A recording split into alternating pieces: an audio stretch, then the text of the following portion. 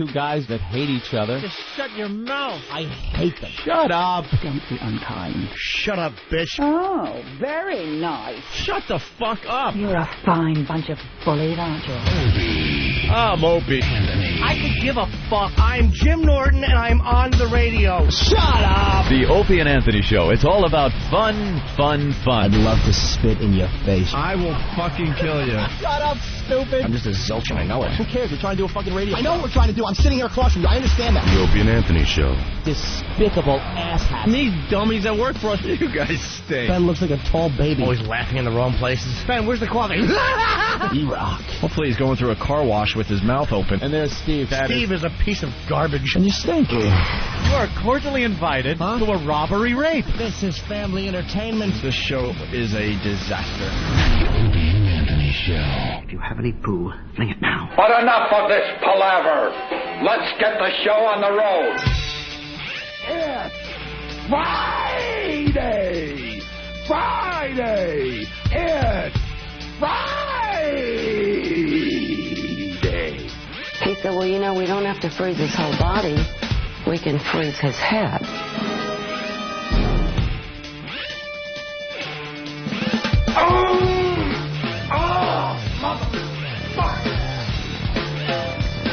Hoo-hoo, Robin. Hoo-hoo, Robin. Hoo-hoo, Robin. Robin. Hoo-hoo, Robin. Right, Robin? Tell him, Fred. Tell him, Fred. I invented everything. Put a bandana on your car.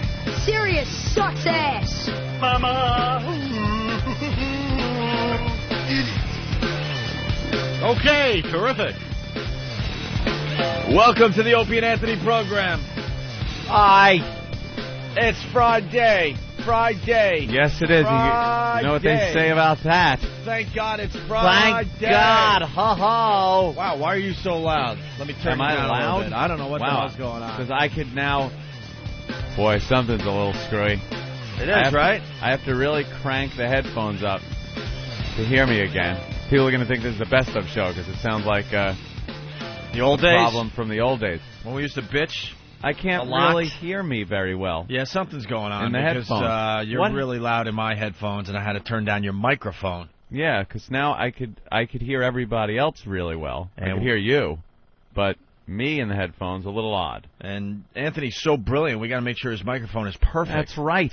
God damn it! I got to start the show by saying, "Wow, the Today Show got caught doing something." What? Eric, what are you doing? Oh my God, Eric! I don't even use that. Holy crap! What, Mix Plus thing? Yeah.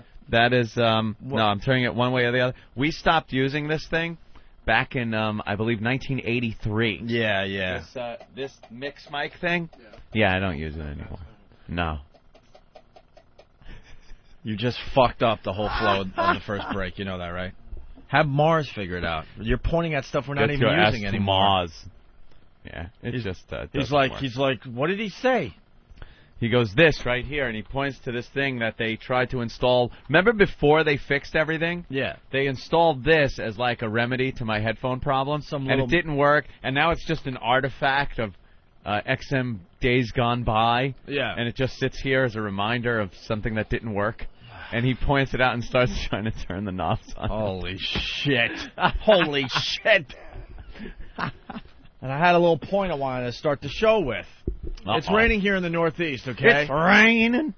And they're trying to take the advantage of the whole flooding that happened in New Orleans. So they're trying to get some dramatic shots. Of course they are. Of some of these flood areas. And there's a lot of people, there's a bunch of our listeners that live in these areas in Jersey. When it rains a lot, it floods. The neighborhood floods, and people get to floody basements, and sometimes it floods on the first floor, and they lose stuff. Yep. And it's a drag.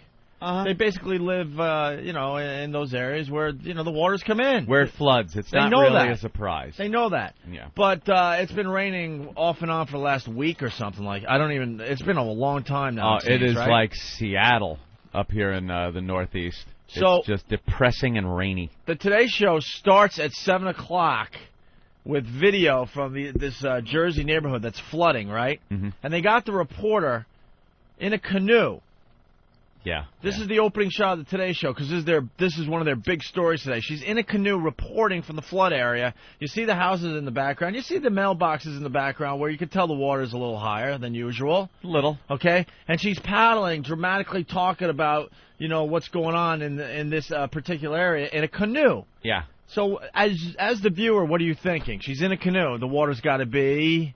Pretty deep. Pretty deep, exactly, Deep Anthony. enough where you would need a canoe. Exactly. Imus is at it again, I think. Maybe we should record that. So, I'm thinking the water's got to at least be up to the reporter's waist. Yeah. Or why else would she be in a canoe? Mm-hmm. A canoe has to mean that's the only way you can get around. Right. Okay? We've been reduced to using canoes in the streets. So I didn't get to hear the audio, but it looked like it was very dramatic as she's paddling slowly across which used to be someone's maybe front lawn, or the street in front of the house, right? And as she's trying to make her point, 2 or 3 construction workers walk by her in front of the canoe. The water, I'm not lying, is barely up to their ankles. Up to their ankles. Barely up to their ankles. They ruined the shot, is what they did. Absolutely. They ruined the illusion. Yeah, because, the news has to be dramatic and stuff, and they were going for the dramatic shot, and they got caught red-handed. These 3 guys are walking by basically with their toolboxes, going to deal with whatever they're dealing with today in Just that walking. area. Don't need a canoe or a boat or nothing. They walked right in front of the canoe. Yeah. Water's up to their ankles. Way to go, Today Show. They and they must have gone through a big to-do before they did the shot. All right, get in the canoe now. Be careful. Now you're going to row this way in front of this house, and I'll pull back, and you start your the news. And then these workers just trot in front and ruin the entire shot. Amazing. Make sure you have the angle, the camera, put it the right way so it looks like it's deep, but you're not actually seeing it's deep. Yeah. Don't show that it's just a big puddle. Oh, yeah. I mean, they're dealing with their problems down there. But the news, of course, it's their job to make it look a lot worse, and they got caught this morning. Why can't they do the news from the kayak? Well, why? From a canoe, so. But get the kayak, break down those walls. Asshead. Speaking of TV, how's our Assault on the Media contest going for October? Who's in the lead? I guess, do we have No Filter Pauls still? Is he in the lead, you think? We haven't gotten any new ones in the last couple of days. So he hasn't been banned from the contest, has he? He should be banned from life. He means well, but, man, what a dope. What a dope. He really is everything about the reason we left as a people and started our own country. Right. Get away from buffoons like him. Yeah, Anthony. Hey, Anthony. Here's his assault where he looks like a complete... I was going to say loser. That's not fair. A complete psychopath. Todd Connor joins us live from New York Times Square. Todd?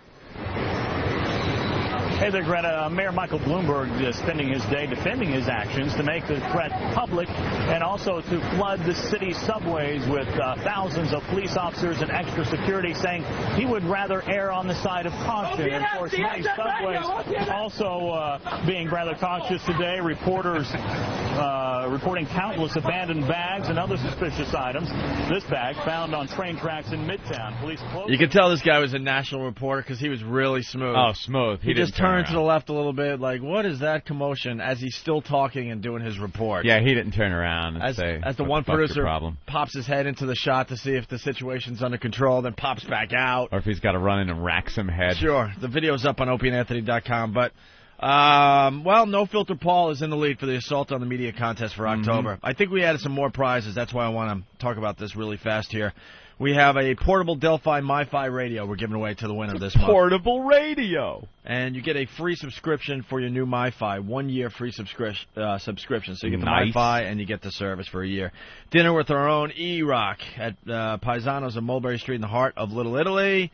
World Poker Tour Season 2 on DVD. What's that about, Anthony? Is that good? Yeah, World Poker Tour. It includes the Los Angeles event that I played in and didn't make the final table at. But you think you're in this thing, though? I don't know. I don't know. Maybe a long shot at I've your never table? seen it. It would have to be a real long shot.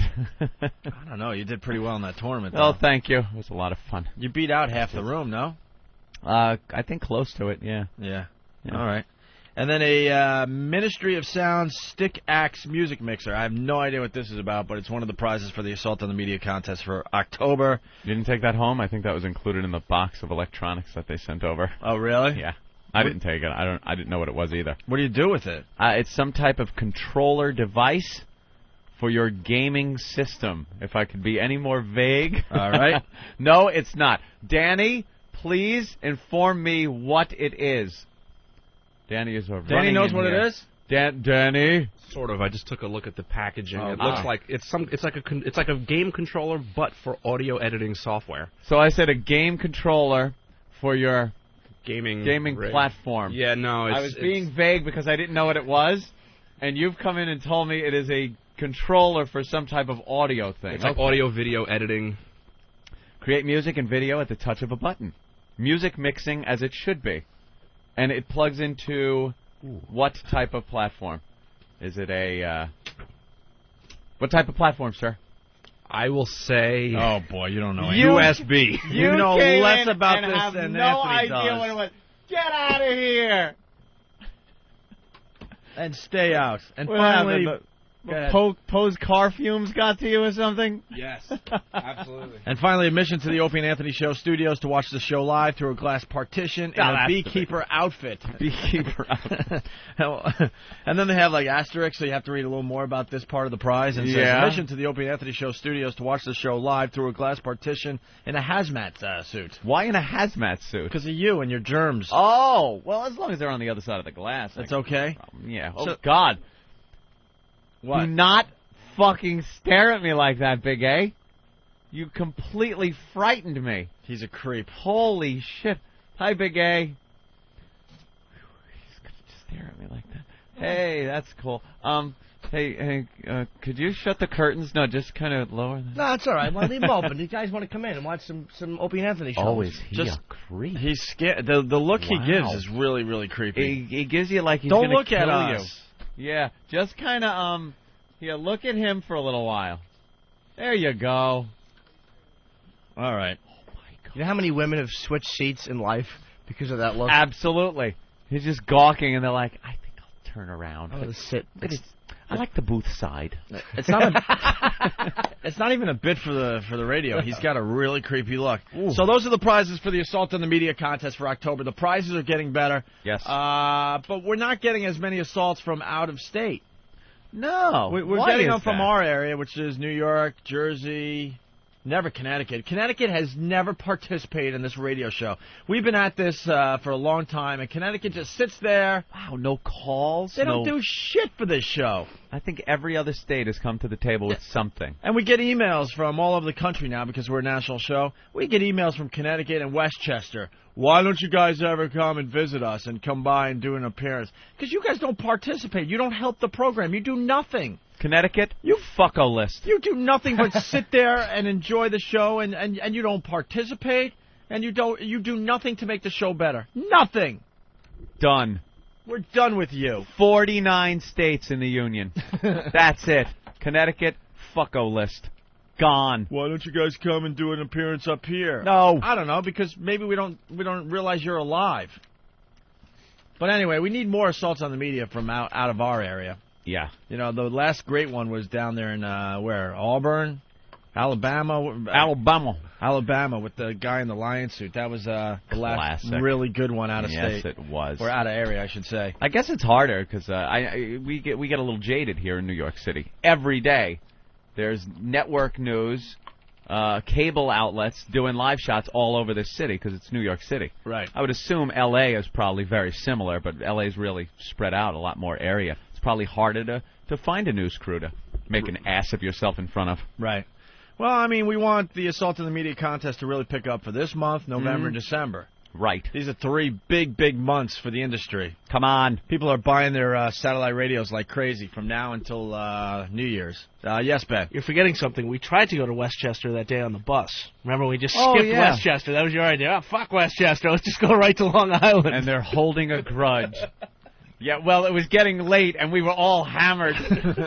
What a dumb idea that was. That was really a bad one. You know, we come up with more ideas on this show than any other radio show in America. I guarantee that. But the problem is, some of them you guys don't even hear about because we realize how dumb they really are after we think about it for a little while. And then some we bring to the table and actually do.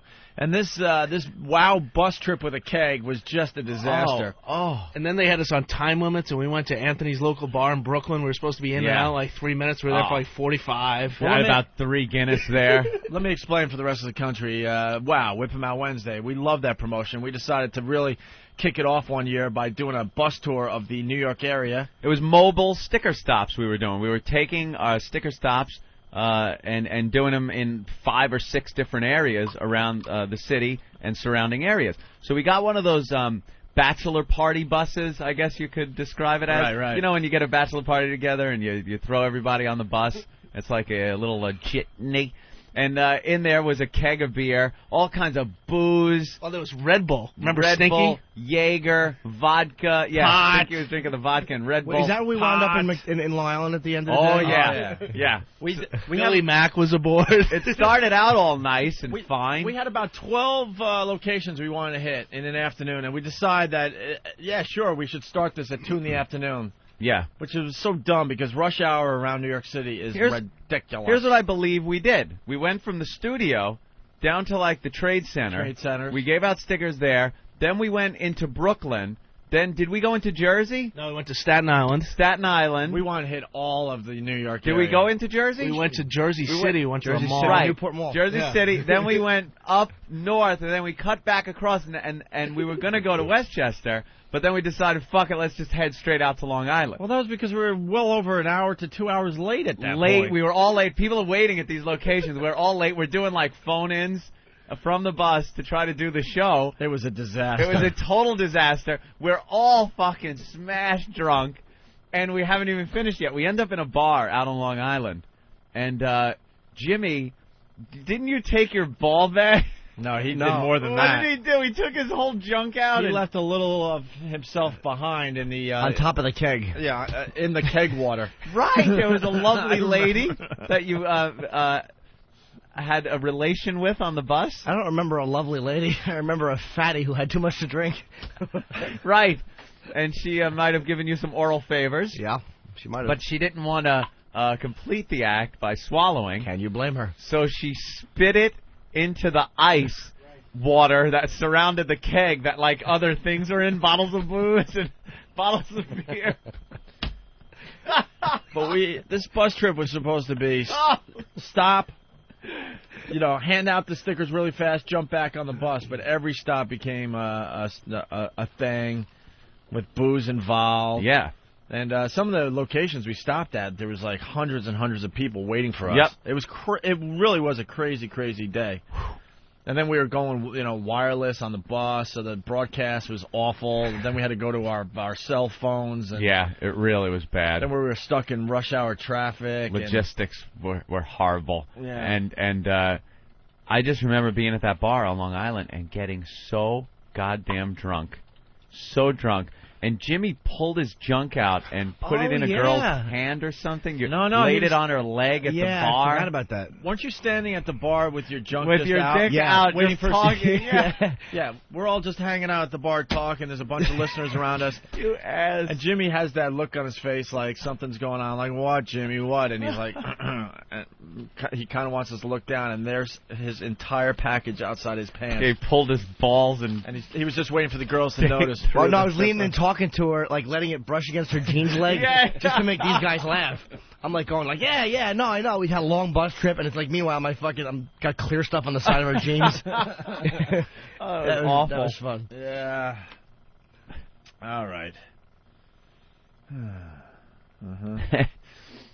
Joe Shareholder just wants to be part of the show. He's Joe, funny, though. This guy's got a good sense of humor. Oh, yeah. Joe. Hello? Yes? What do you want? Hello, Mr. Hughes. How are you? I was wanting to ask Mr. Norton a question. Yeah. Mr. Norton, when you go to pursue your other career with your little TV show thing, do you think XM shareholders should be paying you while you're pursuing that other career? I certainly do. Well, why do you feel that way? Who wouldn't?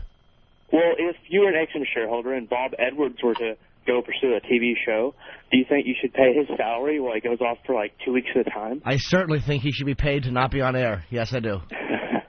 Well, I'm a big fan of yours, but I don't think that us XM shareholders should be like paying you while you don't really do anything for XM. I understand, but I also understand that this call is bombing so horribly that you had to swallow it in the middle of that last statement. I don't think that... I can never swallow Shut as up and much let us as laugh you, at you, Mr. stupid. You stink. Mr. Norton, will you consider like giving that money back to XM since you don't even like plug XM when you're on the Tonight Show with Mr. Leno? Joe. Yes. Do you realize to be a star of this radio program that we have to help you along, and we've decided not to help you along? Perhaps you're just not talented enough to make me a star on the program, Mr. Hughes. Well, I don't even have to answer that, obviously, so... Perhaps you don't have an answer, Mr. Hughes. No, I have an answer, trust me. Anything else? Joe, you're just not good enough, really, to be a part of the like regular people that call and we go like, oh, here's Joe shareholders on the phone. Oh, plunk them down. You realize one of our jobs is to carry you along and carry you through the bit. You're not going to be the next Big A or Stalker Patty or... carrying Jimmy along while he's pursuing his other career. You're still trying this? Joe, it didn't work. We gave you the floor. I gave you the floor. And They gave you the floor. And you bombed horribly. You did kind of bomb horribly, and you can't turn it around and blame the hosts. When no one interrupted you, you had the floor, and you slipped and cracked your little head on it. It happens. You had your moment. Now it's done. You were Joe's shareholder. You were all pissed off. But now, it's not working anymore. You know what it is? He's like Triumph, where everything has to tie into a dog joke. I'm going to poop on you. Yeah. So now his new thing is trying to blame Jimmy. And popular with him is hold on, Joe. Hold on. With him, it's everything's gonna be like a shareholder joke. Right. Like I don't put stock in that. Joe, cut it out, you. I've done my share. That's Rodney's red tie. You're okay. You don't have a hook, Joe. I do have a joke I'd like to try real quick before I go. All right. Okay. I'd like to hear the joke. Yesterday you guys were talking about the midgets. Why do midgets love it when the stocks go down? Because they're always short. Wait, why do midgets love it when the stocks go down? Why? They're always short. Who is? The midgets. But what's that got to do with stock? Shorting a stock or being short on a stock is All right, let's move on to other things. Let's say hi to Kevin. Hey, Kevin, what's going on? You're on the Opie and Anthony program. Morning, boys. Morning. Hi. Kev? Breaking news last night on our local news. Yeah. Martini Steve's car can stop in the middle of an intersection and get run over. A big recall on it. Yes. Oh, boy, everybody was... bringing this up this morning in the office. And if those cars stop in the middle of the highway, they become automatic ramps for other cars. Yeah. Because they're such aerodynamic. You ever see the angle on the Prius? Oh, it's ridiculous. It's great. Steve's driving a doorstop. He could fly into your studio and it could just stumble out and fall to the ground. Steve's driving a doorstop with wheels. Let's get Martini Steve in here to talk about this. Yes, this is one of the big stories today. The Prius has been recalled. Uh-oh. Uh-oh, it's stalling. It's stalling. Oh, boy. All right, here you go. Oh, no. Well, just leave it there till they can fix it. I guess they're recalled. Yes, they've recalled them. An electrical problem. Here comes Steve. He has to walk into the studio today. His Prius is about 100 yards away from the studio. What happened? We read about the recall, and then it just stopped in the middle of the studio there. Yeah.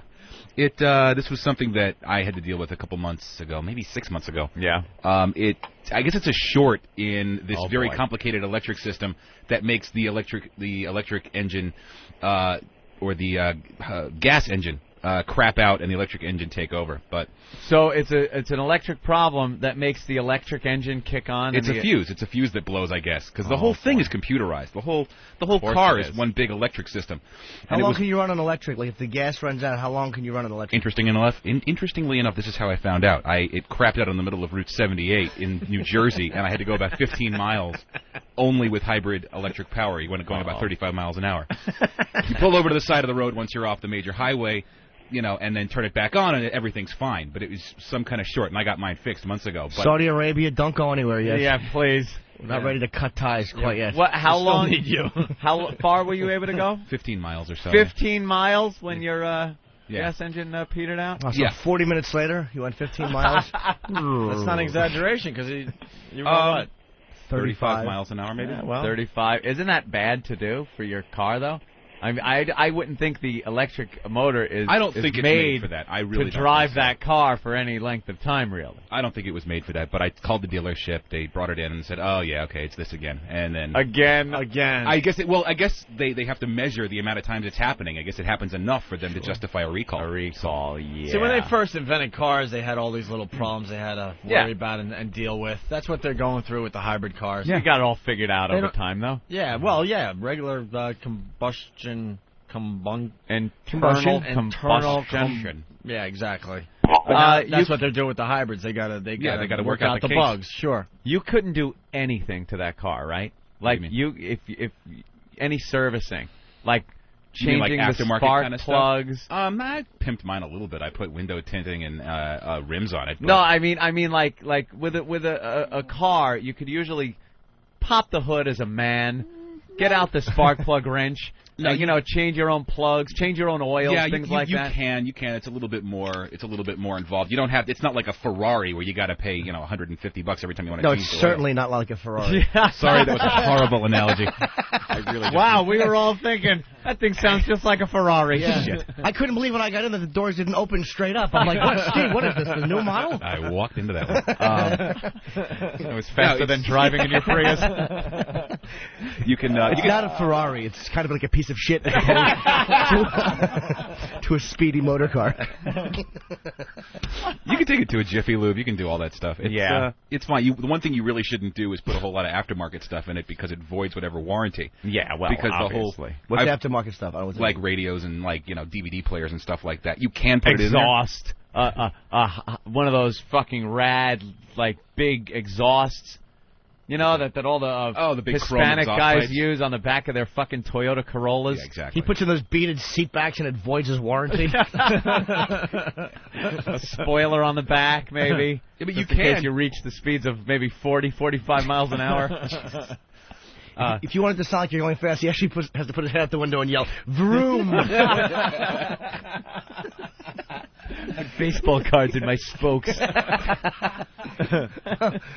But you can do a lot of stuff to it. You can put all kinds of fancy radios. But considering this whole front panel of the car is a big TV screen with touch panels, you don't want to eliminate the option. It's like an aircraft. They call it the glass cockpit. It's just a bunch of video monitors? Yeah, is that what it's one big video monitor with everything's a touch screen. So you've got your navigation system, your radio, your climate control. It's all in one screen. Is your speedometer digital, like a video?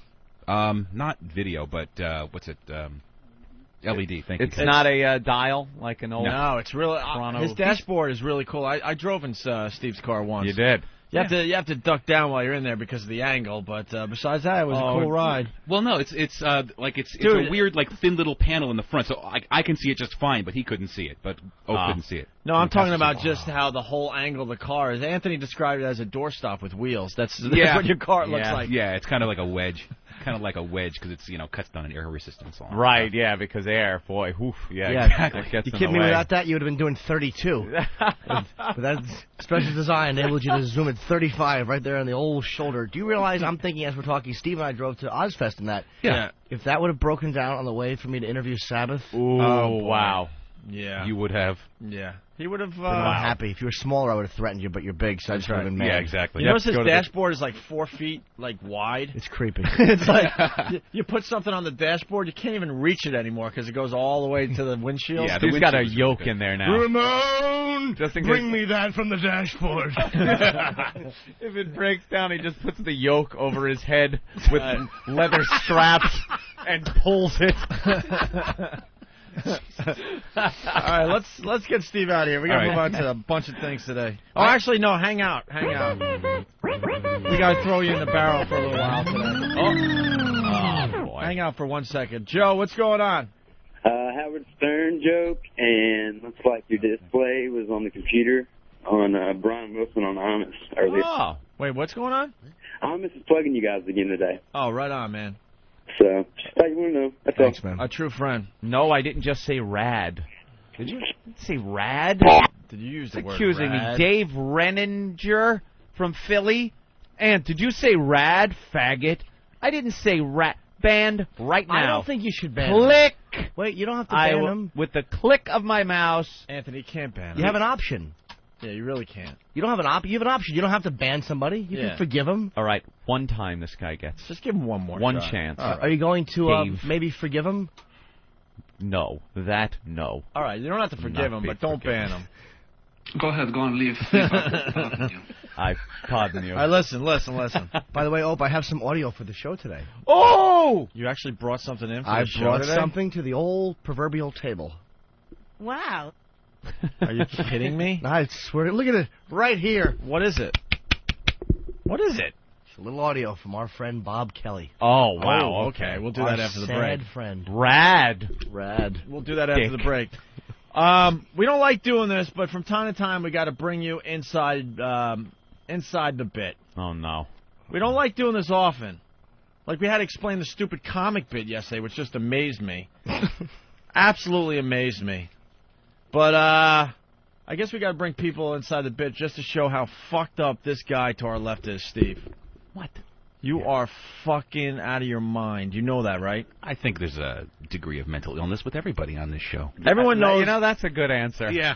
I think we work with a collection of psychopaths. I Do don't you know why. really? Edmund Kemper with computer skills? I don't think I should take all the credit for the psychosis here. So, but yours is very focused, let's say. Sometimes. Yeah. You know what, though? The show's growing every day, so what the hell? We could walk people through this a little bit.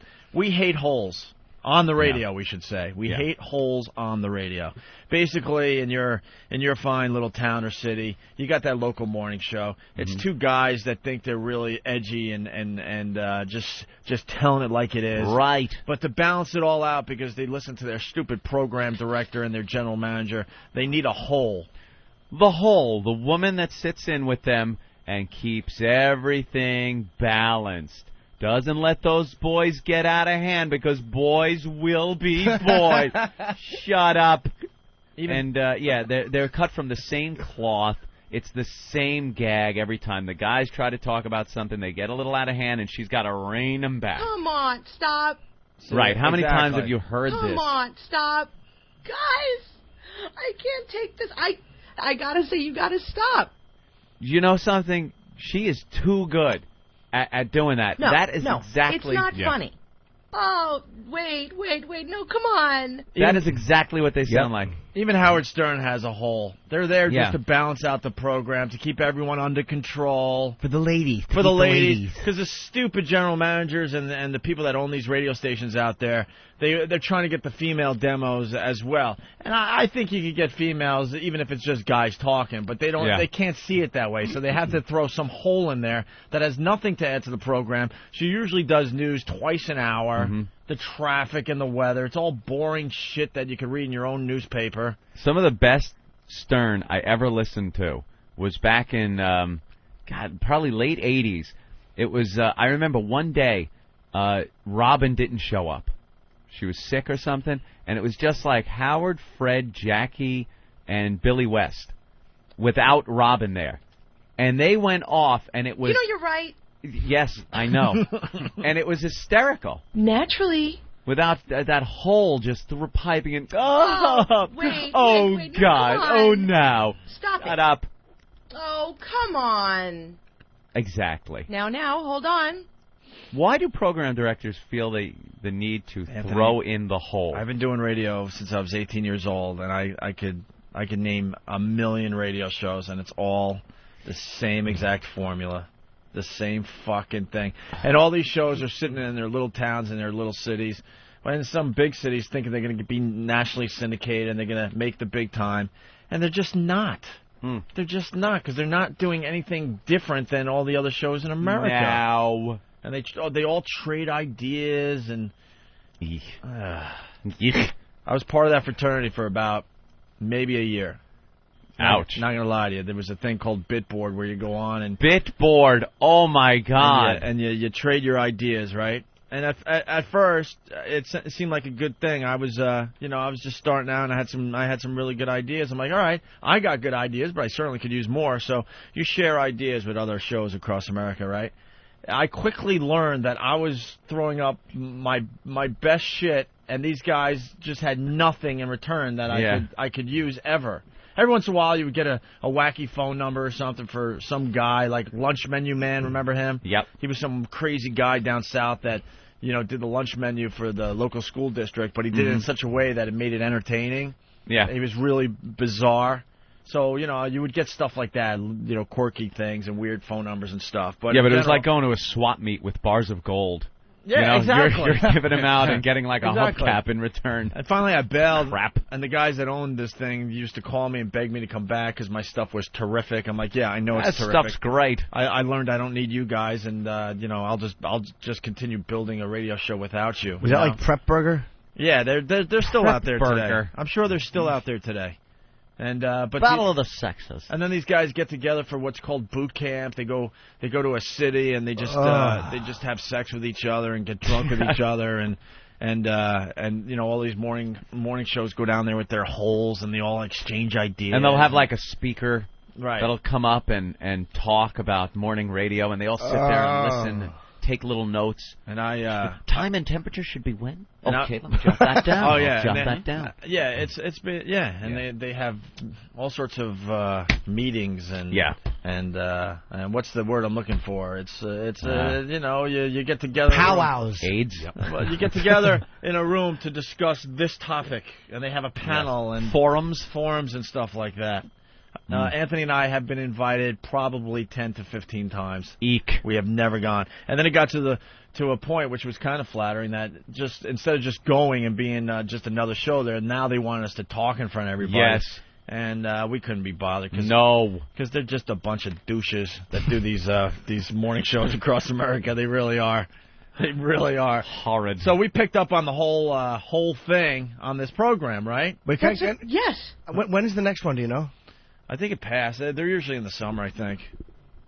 I already tried that bit. I wanted to send some of our guys down to record it. And of course, but we weren't able to pull that one off. So we've been going with this whole concept.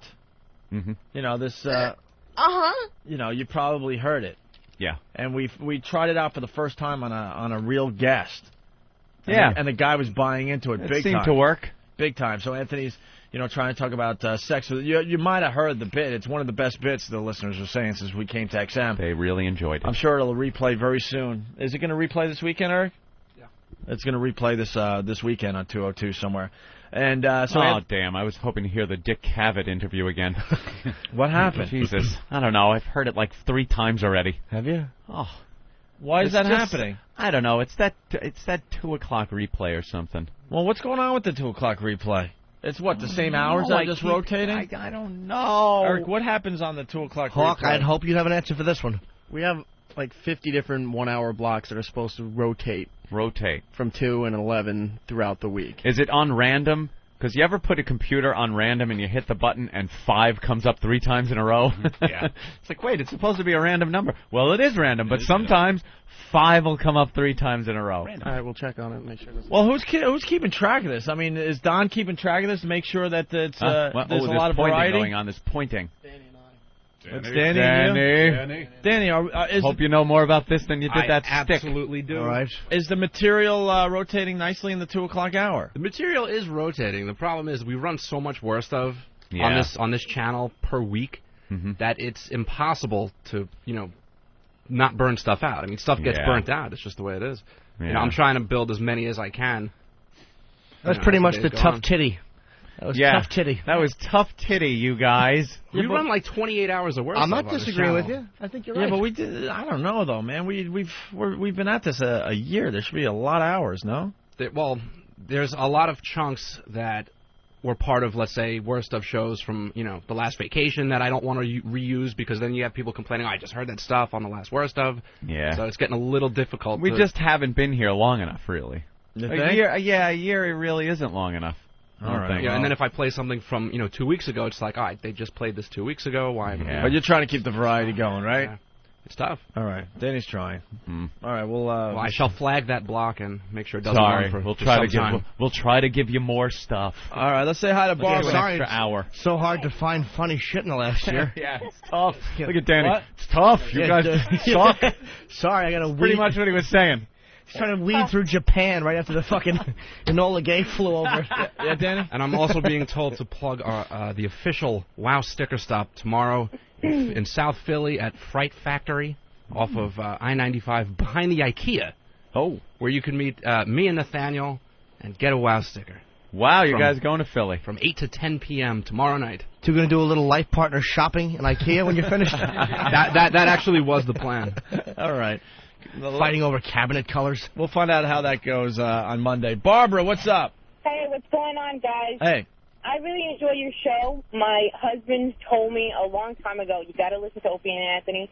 I started listening to you on my way to work. I drive like 2 hours back and forth, and I absolutely love your show. And he's surprised.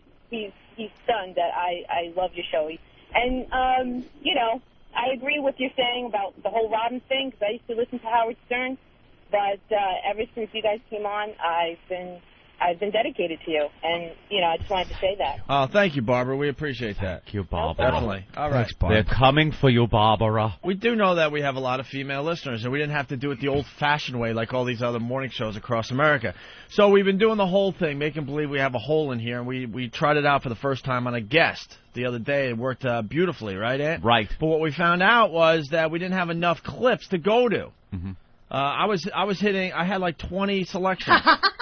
Stop it. And I had to start playing the same ones over again. And I was starting to get nervous that the guy was going to be on to us. Because some of them didn't make sense, where it would have been good if we had something else that could have been thrown in and made more sense to the reaction to what I was saying. Would have been a lot better. Yeah, but like we only have limited clips. Those internet soundboards. Yeah. Yeah. So Steve went and got more whole clips. Yeah. This is where we're going with the bit here. Oh, and this isn't going to be... Oh, boy. It'll work. Oh, boy. Oh, well, I want to play the more whole audio clips that is in front of me, but the CD says Pearl Jam, Ace Frehley at Borgata singing Keep on Rockin' in the Free World. I like Let's Ace go Frehley. there. Why not? Wow, that sounds really bad. Right.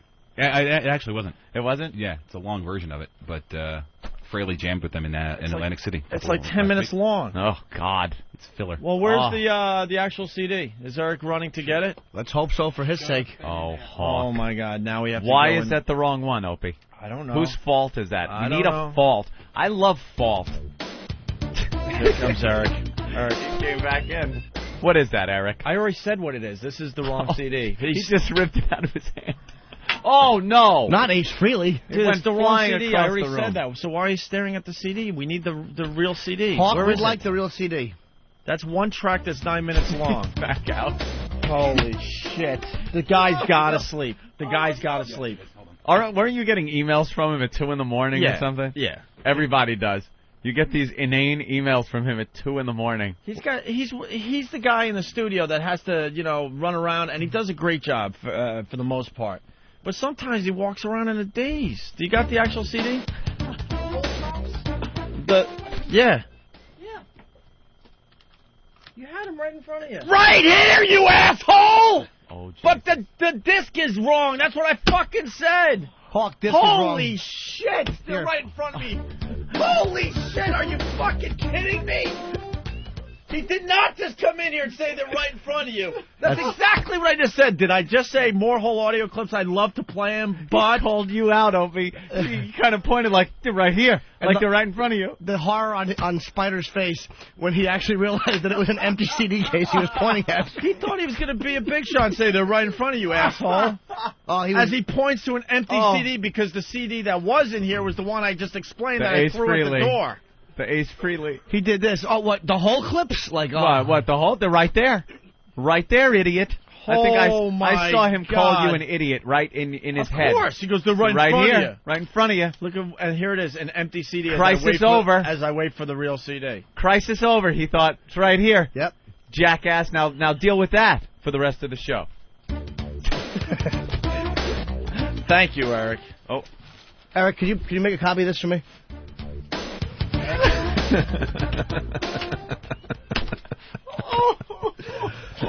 Poor Hawk is not happy. Where was it? I want to know where it was. Eric, get Eric back. Eric, why is everyone's running around like you just kicked an anthill? Everyone's just running around. You did. But they're just running around like that. Eric, where was this? Where was it? It was back by Danny's computer in the office. I was told that it was an old disc, that the new disc was here. When I didn't realize that was the disc, not in your head. Wait a minute. When I Oh, wow. Wait, what happened? When I realized that he didn't have the right disc, we went back to make sure that the disc that was in the back was the right disc, and then brought that in. Yeah, but... So what was that other disc? Don't know what that is. How's Ace sound on it? Haven't heard this. So, knowing what you know now, whose fault was this? Was it my fault? No. Thank you. But it was right in front of him. Yeah, you pointed. You were Eric, you were ready to call me out. Who would you blame for this? I want to blame Yeah, we need someone. blame today. That's right. We do love need fucking fault blame. and blame are my favorite words. Who was at fault? Who do we blame? It's a miscommunication on a couple people's part, but I will take the blame. No, not who's taking the blame. Yeah. Sometimes the innocent hero takes the blame. You're trying to set yourself up like other people are at fault, but look, I'm taking the blame. I'm being the... No. I want to know who actually is to blame. Yeah, who? Oliver North? Stop trying to take the fall. Yeah, the fall guy. Look, I'll be the big man here. And stay away from that shredder. Yeah. Anyone? No, I was a good one. All right, thanks. You said there were blame? 2 people that didn't communicate or something. Who? There were a couple people that didn't communicate, but you'll take the blame. Who fucked up? Who fucked up with When I fucked up saw kid? the disc, Than said it was an old disc, and then Damn, off the starting line. All right. And Dan? Shit. Dan said it was an old disc. It was an old disc. So now you, being led to believe it was an old disc, put it back. Then, man, did you fuck this up? No. What happened, Dan? What happened? Well, We needed you. This is all I know, is that I gave you 2 CDs with 2 track listings. At 5 minutes later, I come in, Opes holding up, what's this from? I assume, since I gave you the proper CDs already, that I had left an old CD lying around, and that was no longer the right CD. So why that CD was sitting there unmarked with no track listing for Ope to hold up and say, what is this? I believe it's your fault, Eric. Oh. I never. And by the way, it. let me jump in here too, because I saw more whole audio clips with the cue sheet on the piece of paper that comes and then with I saw the CD. A CD like Nathaniel just said that had no cue sheet, but on the CD said more whole clips. So I'm like, all right, I got two of them here. So I go, Eric, what's this? And he goes, don't worry about that. That's an old CD meaning. Oh, but it wasn't. And I go, what does that mean? He goes, well, now we have an updated burn or whatever you said. Which is and what, the updated burn was what I was told. Ace Frehley. Ooh. Do you have New York Groove on that, do you, Hawk? Because the thing is, there's a CD of drops that might actually end up being useful. I don't want to blow up the spot. Right. And then there's the one that Steve made that we're going to make fun of him for. Right. Yeah, exactly. So that's why there's 2 CDs. There's 2 whole CDs. Yes. Wow, Hawk. It really doesn't look good for you. Not looking I good. think it's completely your fault. I said it was. No, you said other people to blame. There's a miscommunication, but I will take the blame. Because I should have checked on it. Who's the miscommunication? He wanted to drag them into the water with That's him. right. Just clawing at anything. Drowning, just grabbing at people's hair. Right, you're not going to let them live. Those selfish fucks that are drowning. Let Wow. go and drown. I didn't want to drag them into anything. That's why I said I should have All checked the CDs. Are you sleeping at night? Yes. You're not. I see Sex Bagel on my Insta because you're on my buddy list. I see a Sex Bagel all night. Yeah, you're up all night. Thing's still on, but I'm There's on no there. away. You know how when someone's not on for a while, the little paper Yep. comes up, says away? Never away. Always busy. I'm not up. We got emails the other day from you at like 2 in the morning. That's right. Who else is I sending went me to bed those? at 5 o'clock in I know the you. afternoon. Look, here's the deal. I know you work really hard for the show, but you got to sleep. I do sleep. You don't sleep. You don't sleep. Does he sleep? Nope. He's getting man-to-man massages. All right. All right. Well, thank Problem you. solved. I love when we get to the bottom of things. Eric, why don't you And leave the lying studio there is for a little Eric. while and cool There off, he goes. all right? Yeah. There he goes. All right. Eric is, Wait, Eric, what about the CD? Oh, you want that CD? No, I just want him to come back. I know. Well, I was helping you out, you idiot. Oh, I get a little reprimand. What happened? Oh, shit. Dick Cavett, part of brand new block just made 4 days ago. Buster. Who wrote that? I don't know. In red ink, by the way. In red ink, like, Danny. so fuck you. Danny wrote that? Did you write that? Yeah. You know what I got to realize? Danny's starting to get really cocky. Oh, he is. I really noticed. He is really stepping forward and saying, I ain't taking you guys shit too much longer. I got to realize one of the... Ron and Fez have been calling me, and I'm ready to jump ship, so don't give me any bunk. Well, I do have the biggest dumps around here. He got a that's little right. rambunctious this morning, too. We needed somebody. See, it's raining here in New York. It's been raining for a week straight. And I do not like walking in the rain. I don't have an umbrella. I don't want to get soggy and sit here wet and cold like a little puppy all day.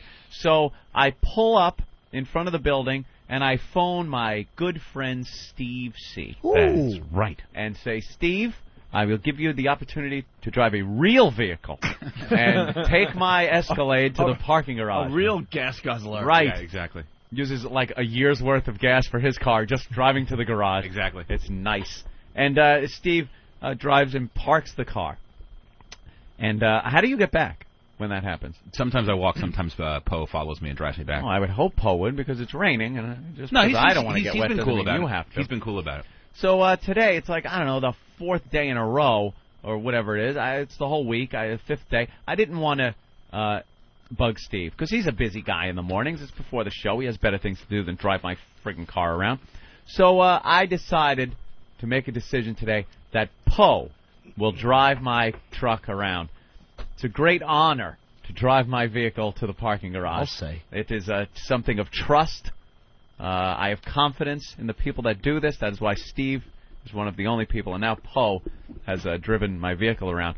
But now what was needed was Poe to drive it around and someone to drive Poe's car to follow my vehicle so Poe can then drive back from the garage. So I came up, and I was looking for an intern or something to drive Poe's car because, quite frankly, I don't care who drives Poe's car. They could drive it into a pole for all I care. So, grab anybody. No interns. It was too early. So in the office, everybody's doing something. I guess the least important thing that was being done at that time was being done by Danny. And Danny just starts... So you're saying Danny doesn't work hard for us? He was going... Yeah, that's what I'm saying. That's now, what I heard. At the Danny? time, if we were doing bit triage in the morning, his patient could have sat there while the other patients were being worked on. Good way to say it. This particular morning, Right. you might be right. But there are other mornings where his is top priority. Sucking chest wound is the bit he's working now on. You're trying to get out of it. No, I'm not. You're trying to make something more of this than I am. We all know we give Danny the easiest stuff in the morning to do. So why don't we just bring it to the table now? Sits at the special ed computer Right. at the end. The one that doesn't have any real programs on it to do any real work. Just keep hitting enter over and over. Yeah, all you hear from that computer is, I'm contributing. Yes, you are. I'm contributing to the show. Because they made us hire a retard. The reality is, it's fun to make.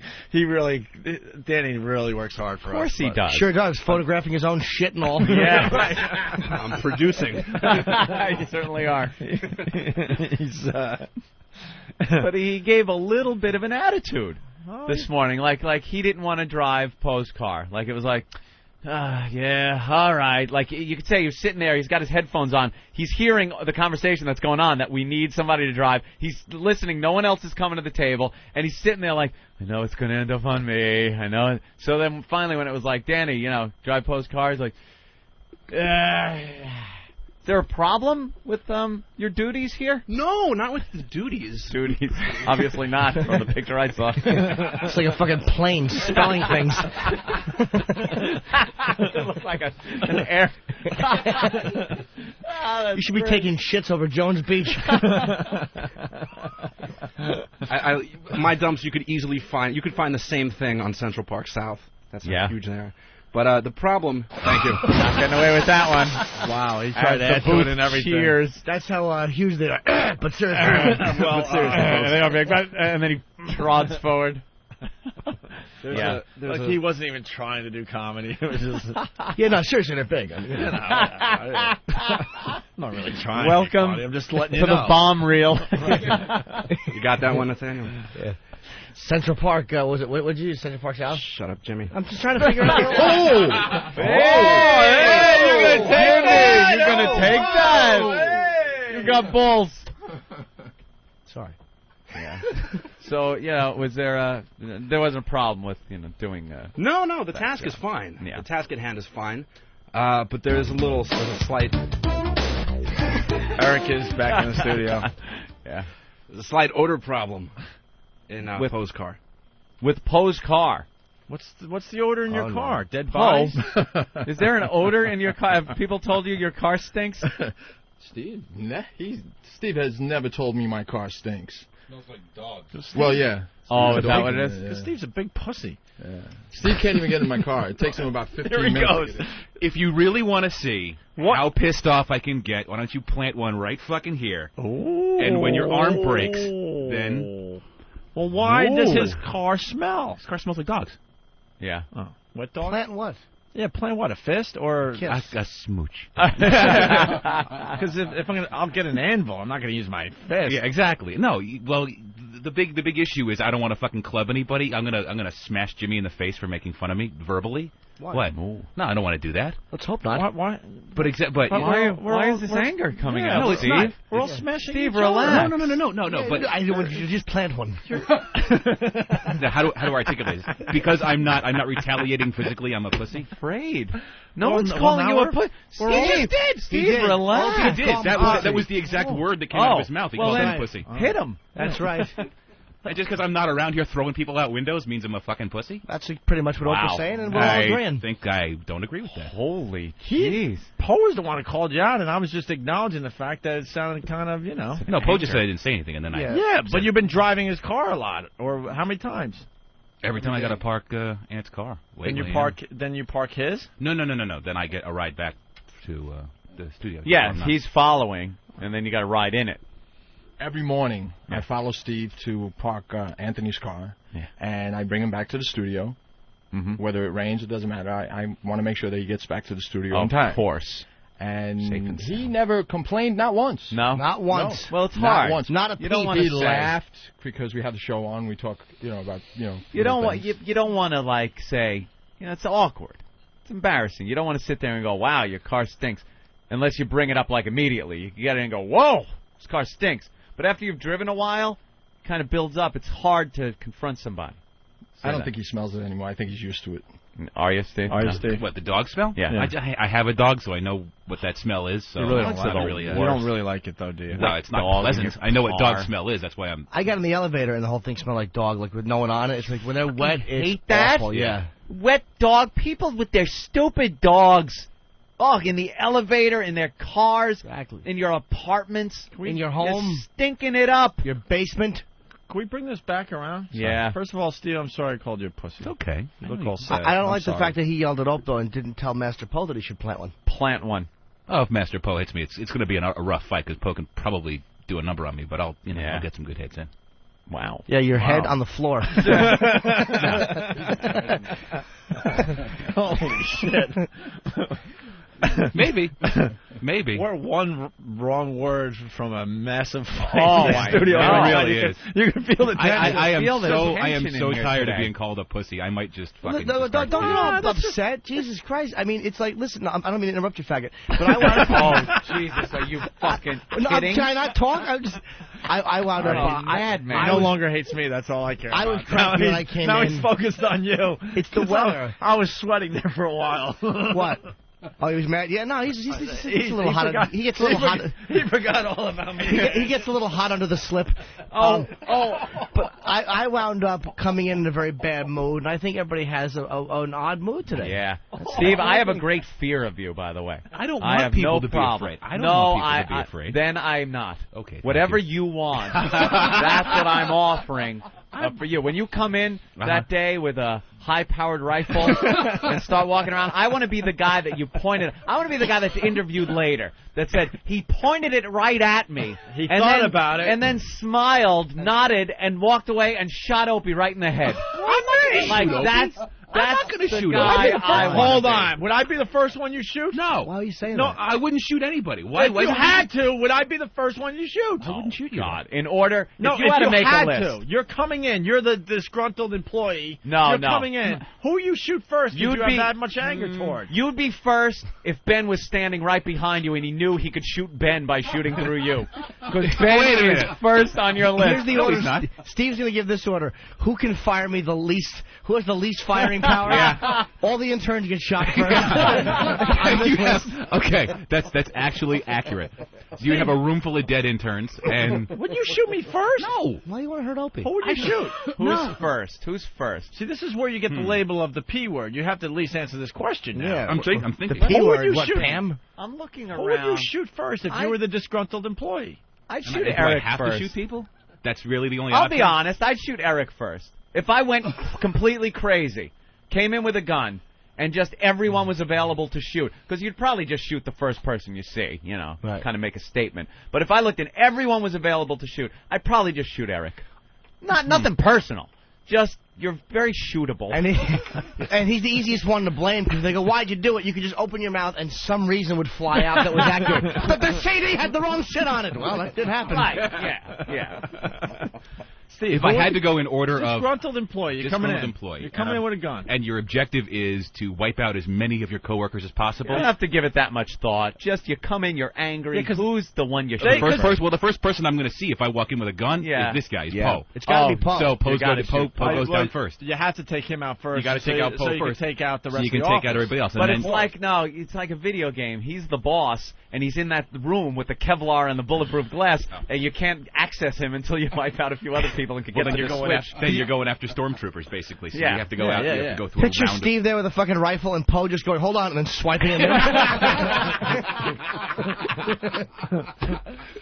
Who would you shoot first? Who gets it? Who gets it? I guess, it's a toss-up. If Danny's in the way, Danny takes a bullet. Danny? Why Danny? Why is everybody on me today? Well, you're in the room. Everybody. You're just the first person I just shot Eric. Yeah, your name didn't even come up. And I should tell you now that I so considered you first. Why? I don't know. It just popped in my head. I'm sorry, guys. I don't mean to mess up this bit, but you won't get through. What do you mean? There's bulletproof windows and doors and walls and... Jesus.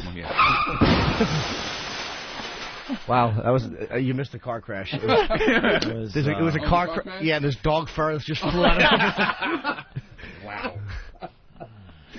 Yeah. All right. Well, that would have been a great bit for another 20 minutes. No, well, we're done with that one. No, it's all right. No, it's all right. It's cool.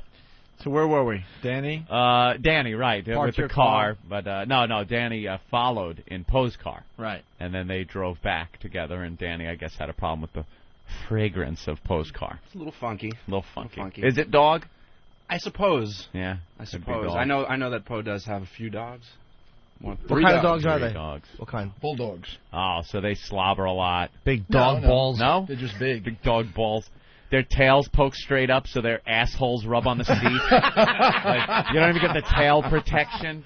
Oh.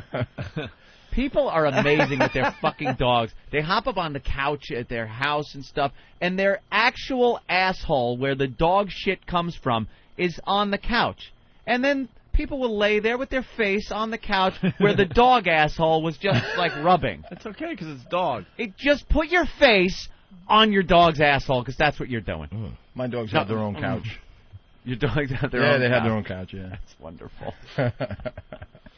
All right. Fabulous. We're done with the car thing, because now we got to get back to the Steve thing, which is the whole thing. Right. See where we go here? See, in the end, though, Thank you, gentlemen. It all comes around. Bye, Dan. And then we got the Jim Norton audio after the break. Thanks, guys. Right. Danny, Master Poe. So the whole. Yes. The whole thing. The whole. We're going to play the whole audio. Give it like a 30-second. Oh, wow. Well, because now we got new listeners. Well, we have the whole audio. Check It's it out. audio of the women that are usually involved, the third you're right. person. Yeah. Of a radio show. Mm-hmm. And they're the comedy Yeah. kryptonite on a radio show. Wait. No, come on. So when we talk with the guests on the phone, we want to throw these things in. Wait. Like I'll say, hey, Hole, why don't you shut up? You know you're right. Yeah. You wish And you'd hear that. It has to be appropriate. Yeah, I We know. don't have enough clips, so Steve gathered up some more clips of right. the Hole that we'll use in those situations. Because you know the whole, right? Yeah. That we use on the show. Mm-hmm. But part of his personality comes through. Yeah, we don't know. We don't in want to know her gathering name these. because she's, Right, exactly. No, she's just a hole. I don't think she wants her name known either. Oh, really? I can't remember. I think she might not. She want seems it, so. she actually seems very cool. So she did some more liners for us. Stuff like, Opie. more shit we could go to, right? Oh, Anthony. Very tame, right? Yeah. I know this is boring. It's supposed to be boring. You'll see. That reminds me of something my old Uncle Al used to say. Say, this stuff will be funny. Radio gold when we use it again. This reminds me of a funny story. Which means no, it doesn't. And then Anthony would probably jump in and say, just shut up, Hole. Yeah. We don't want to hear your funny story, right? And that's where you laugh and laugh. Oh, but guys, Unless it's the story of your miscarriage. Keep it to yourself, bitch. Oh, but guys, you want to hear a really funny story? No! In the story cabinet, it's filed under K for kerplunk. Oh, no. I hope he's all right. So here's some of the new ones, okay? Mm-hmm. Oh, gee. I hope she's okay. All right. That would usually come after a news story Right. of a woman injured. And You know what my mom used to say about that? Sorry, go ahead. Yeah, the Hole would chime in, things like that. And that's what the Hole does. And these are clips that are authentic radio show Hole clips. Now, guys, let's not make fun of people. All right. Yeah. There's just a couple more. And you'll Yeah. A similar thing happened to a friend of mine. These are perfect. They really are good, Steve. Thank you. I'm so sorry. I'm just trying to help, guys. Oh. I just wanted to be part of the group. All right, so you they're really good. That's when it started to shift a little. See, now that's good. And the whining and the rejection thing is really good. And that would probably be as far as we would ever take it on the air, where I would yell, because the last time we used it, which was the first time, I would yell. Right. I was yelling at the Hole to make the caller uncomfortable. Right, the And guest we had on the phone. And we really didn't have any responses from the Hole getting yelled at. Right, and that's what sparked The next batch were responses to me yelling at the Hole, which that would have been fun. I'm just trying to help, things like that. Sure. Her whiny getting a little upset. Right. But, of course, Steve has to take it to the umpteenth level.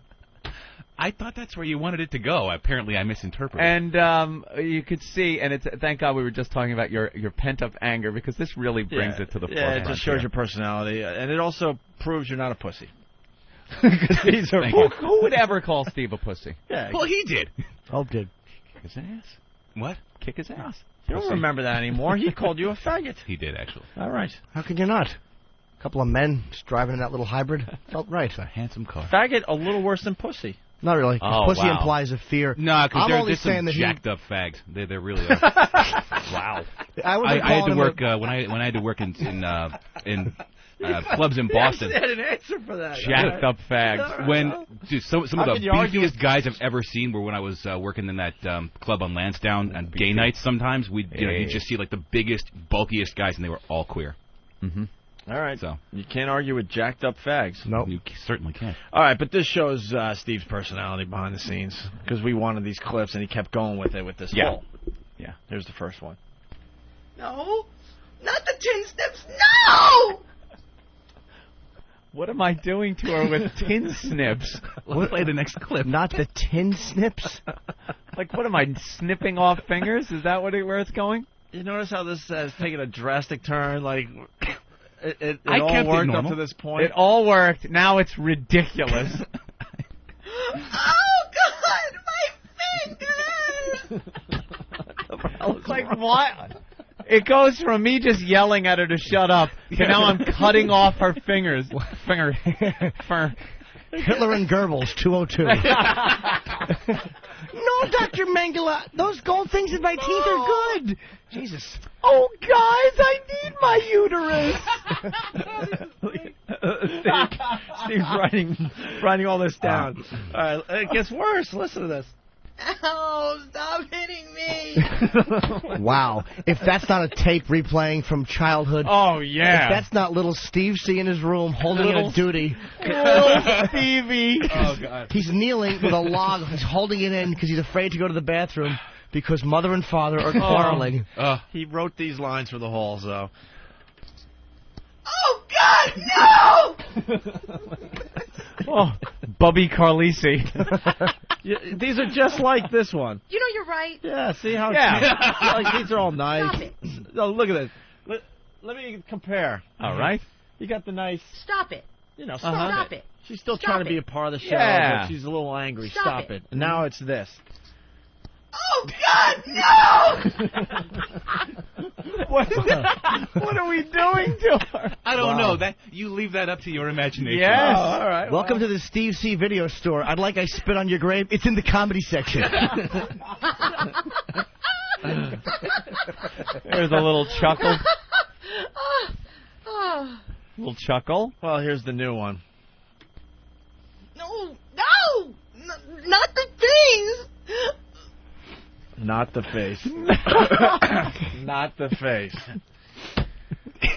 You twisted motherfucker. He really is twisted. So that's the cackle that we had, right?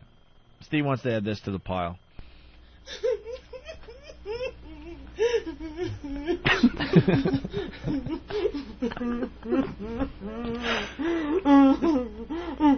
Some muffled crying. That is a post-rape shower cry, if I've ever heard one. And I have. Why do I think he has that on a loop? That he just puts on headphones and jerks off to that sound. Is she saying why? Yeah, of course. Yeah. Of course.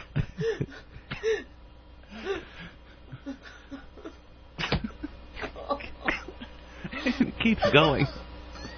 The poor girl's just trying to do morning radio. And it's come down to her sobbing in the corner in the fetal position. 30-second clip of her whimpering softly. Yeah. Try 52 seconds. 52 seconds. Of her whimpering. Yeah, because Steve didn't think he made his point. Yeah, I know. You know, she stopped after 10, and Steve went, "No, you just keep crying." No, I didn't run out of breath. That was all her. I just said I need some quiet whimpering. I didn't. All right. I promise. I'll keep my mouth shut. That's a good one. That's a good one. How did Steve's voicemail get onto the tape? Just when you thought it couldn't get any sicker. Yeah. What are you doing with that hanger? Oh, no. What, are we giving her an abortion? Actually, that's not what I was. That wasn't where I was going with it. But then after she cut it, I realized that's where it was. That's kind of what it alluded to. This is not what we want a nice, like, stuff like this. You guys have to stop. You know, Right. Well, I gave you like 13 of them. No, come on. That's a yes. Stop it. Whoa, that one. But instead, we got one more. Here's the last one. Oh God! I think my arm is broken.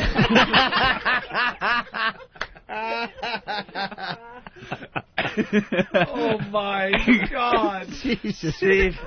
I held it together for 13 clips. Wow, and then, man! And then I sort of took a left turn. I'm gonna change my opinion of you. You scare me. Yeah. Yeah.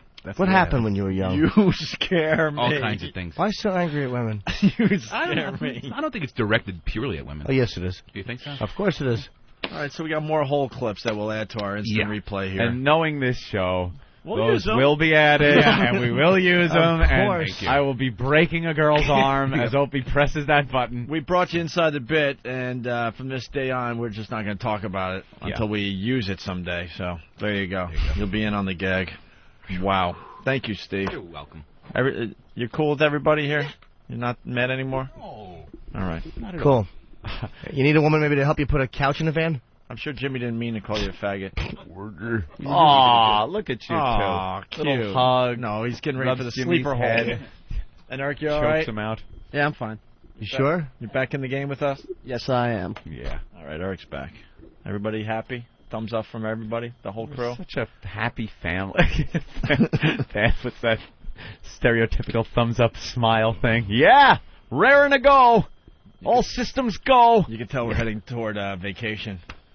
Is that it? Oh, we all get a little edgy when it's 1 week? 1 week to go. All right. What are you doing after the show today, guys? Oh, we're going to the where? Digital Life Show. Yeah. Today at the Jacob Javits Convention Center from 12:30 to 1:30. We'll be signing autographs. Ooh. Are you coming, Jimmy? No. Why? I'll go. But you have to. I just wanted you to ask. You have to go. You're on the picture. I'll go. That we signed. It's a very rare appearance for us. Especially all three of us. All three? All three getting together for some lofts and lofts. Look at the electronics. I like that. Actually, we were there last year. It's pretty cool. It's very cool, actually. Do we have badges and stuff? Badges. I don't know. You know what I hate about these things? You can't buy anything there. You just look, right? You just look. Yeah. What kind of pain in the ass is that?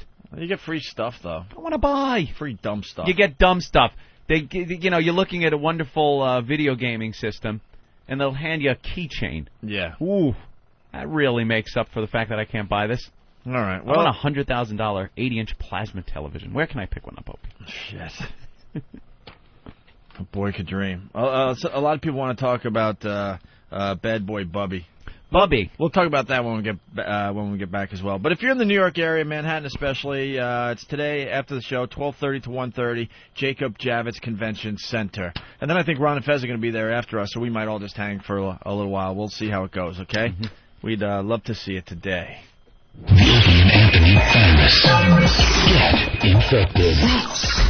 Here's another news tease. A scary news tease.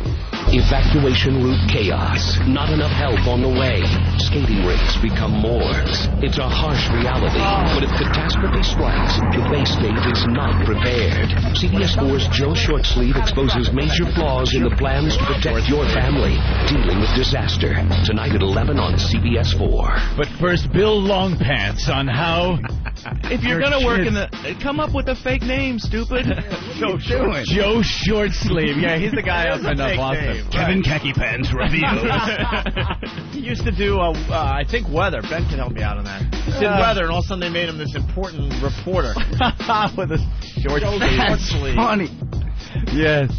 Joined by weatherman Bob Cufflinks. Omar Overalls with sports. All right, let's get on to the next news tease. Warning. The beverage you are about to enjoy is hot. Warning. This product contains a chemical. Warning. Cap may blow off, causing serious injury. Consider yourself warned. From popcorn to peanuts to cooking oil. Look around. It seems there are warning labels on everything. Soon you might even see a warning label on these. Potato chips? That's right. One of our favorite snack foods might soon come with a disclaimer. What the hell could that be about? Olestra? That's great. Oh, I'm going to have some chips. No, Jesus, my chip bag exploded. We're not even safe from potato chips. Fun. Oh, M&M's. God, my windows are... No. Hey, Ed, want some good and plenty?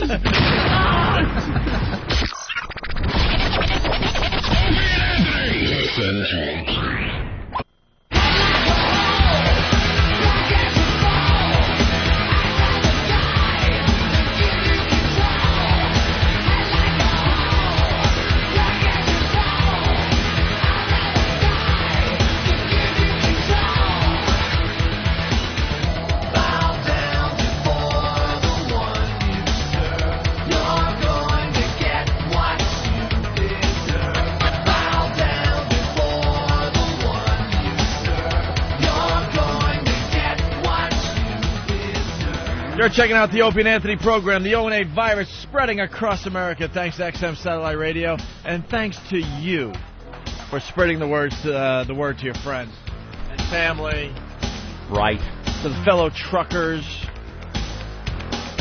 I have a radio prank gone bad story. It's not really gone bad, but people are suspended, and there's a hole involved. You could tell this show is just one that we were absolutely just talking about. Right. This one I got off of Fark.com, our friends over at Fark. Radio 1, Louisville today, announced that WXMA morning team Lambert and Lindsay, consisting of George Lindsay and Linda Lambert and Aaron Miller, were suspended indefinitely without pay for a radio prank gone sour. Linda Lambert, I guess, is the hole in that one. George Lindsay, is that George Lindsay of the old Andy Griffith show? Was his name George Lindsay? He was the guy that played. You don't remember? Holy shit! I'm just trying to figure out if it's him. And know what's funny about that? Jimmy and I looked at each other like the fake. Like it might come to me. Like yeah, I think. Wasn't he like Goober's brother or something? Dude, I don't even know Barney Fife's real name. Who is George? George Lindsay was he played a character. Who was it on Andy Griffith on Mayberry? Yeah. Oh. Kevin might know. Kevin's good at this stuff. Yeah. It's before my time, man. Well, it's before my time, too, but there are things called reruns. There's something called Nick at Night and TV Land. There's also something called you don't have to remember everything. Yeah. I know. There's something called just sit back and enjoy the show. Television is just one of those There's something things. Called just knowing the main characters. No, it's the names. Oh, my God. You're like Rain Man with this stuff. I got to kind of know some of the names. Anyway. Yeah, I don't know if it is him or not, but prank on sour. The three radio personalities performed a bit on the morning of Thursday, October 13th, detailing the search for a kitten named Skittles that had supposedly been lost in a basket tied to helium balloons. The morning team began the prank with a science fair experiment involving a GPS cell phone that was to be lifted into the air and tracked via computer. The kitten, they claimed, jumped into the basket with the GPS phone and lifted off into the skies of eastern Louisville. None of this actually happened. There was no experiment. There was no lost kitten. But upset listeners jammed the phone lines at Radio 1, resulting in the suspension. Most felt that the humor about a kitten in peril was not funny. Many were late for work as they drove around the eastern part of the county searching for the kitten. Oh, my God. A decision about the morning team's return to the airwaves will be made by station management. Boy, if they can't get away with that, imagine the restrictions they have on them. What company is it that runs them? Radio 1, Louisville. Radio 1's, yeah. WXMA.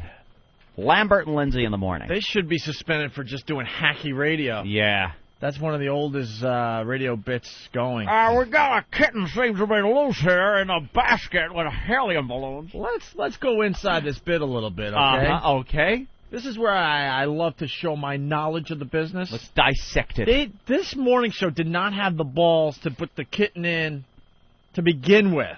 What? Wait, are you saying they should have actually... Where's the hole? No, she's got to tell you no. Yeah, no, I'll say no. Opie. It's a kitten. Think about it, though. There's a meeting going on. We got an idea. This idea is going to get people talking in our radio market. Yep. Well, what's the idea? Well, we're gonna set a little basket loose with the GPS or whatever. GPS phone.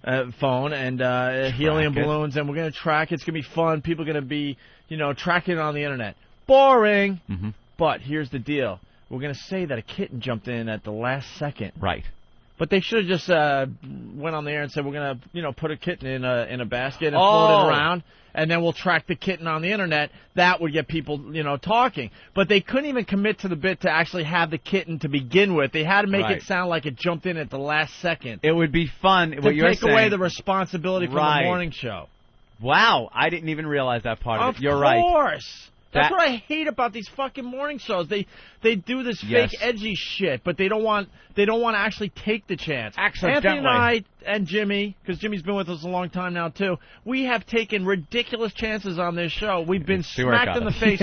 We've been smacked in the face hard. We've been fired twice, but it's gotten us places. We've been in jail. We've been in jail a few times. Well, not me. By we mean Jimmy. That's right. But we've taken crazy chances because we're actually doing these bits. These people want to be edgy and stuff, but they don't want to commit and have any type of consequence. It would be fun to say that you're putting the GPS phone and a kitten in and the kitten is like the monkey astronauts of old. Right. But and you're not saying that the kitten. Yeah, but how you would do this bit if you want to do this in one of these dumb markets. You play naive like you're not trying to hurt the kitten. You're just doing an experiment, but you want to do it with the kitten like they did it with the monkey. Sure. Yeah. But you claim that you're not trying to hurt the kitten. Yeah. But then the listeners are like, no, holy crap, the kitten is in danger. It puts more importance on tracking that cell phone when you think there's a kitten in it. Right. You keep just saying about we just want to track the kitten. We want to follow it on the internet. You don't go on the air like a sick fuck and go, hey, and hopefully the kitten will jump out when it's 200 feet above the city. How did they do it? I would love to hear, and there it goes. Oh, no, a kitten's jumped in the basket. It was probably bad acting. Yeah. I think a kitten's in the basket. Hey, I think they better grab that balloon. Better get that kitten. Exactly. Put the fucking kitten in the basket. Put the fucking kitten in the basket. So they got the whole town talking, but it's hack radio. Who's driving around looking for it? Ugh. What a bunch of nerds. Oh, wouldn't it be great if they were just driving, two people driving in opposite directions, toward each other, looking up out of their windshield, trying to find it, and just smashed into each other right through the windshield? It was fat women in minivans. This is a new term we started a couple days ago. It's called Fat Housewife Radio. And I was on the road looking for the kitten. I find nothing funny about what you've done. I think they should be fired. I spent time, I missed work looking for that kitten. You know how many of those phone calls came in? Fat Housewife Radio. That's the new term for this dumb radio. Well, it's not George Lindsay from Mayberry. First of all, you got to see this fucking horrendous. It's Bob Kelly twice and Tim Curry from Rocky Horror Show. That is a tranny if I've ever seen one. It's Frankenfurter. Oh my God! Here's their bio. This is why we can't be bothered with anyone else in regular radio. Just when you thought it was safe to turn on the radio. Just when you thought it was safe to turn on the radio. Yeah, because they're just like the Opie and Anthony program with abortion jokes and stuff. Lost our cat. Well, how about that? Very good. Let me read this bio. For the Lampert Lindsay show? Oh, they're on a station called The Max, so they have to be tough. Wow, The Max! The maximum mix from the 90s and today. Ugh. Is it safe to turn the radio on? It's like that Doppler thing. Yeah. It's still a fucking radar. Maximum mix. Is 102.3 around the country just like the worst station in every market? WBAB was cool. I don't know what they're doing now, but... Wait, did you get this off their site? Yeah. Because, again, look at this. There's something very subtle at the end of every sentence, which is just horrendous writing once again. What, the exclamation point? At the exclamation All right, point. Jim loves... At the end of every sentence. Jim loves reading things with exclamation points. So, Jim, why don't you read the bio for Lampert and Lindsay? Just when you thought it was safe to turn on the radio... Now, there's 3 dots. So, just when you thought it was safe to turn on the radio... It's the Lampert and Lindsay Morning Show! Start your morning smart! Why is there an exclamation point after start your morning smart? Should there be an exclamation point? It's start your morning smart, but this is start your morning start! Smart!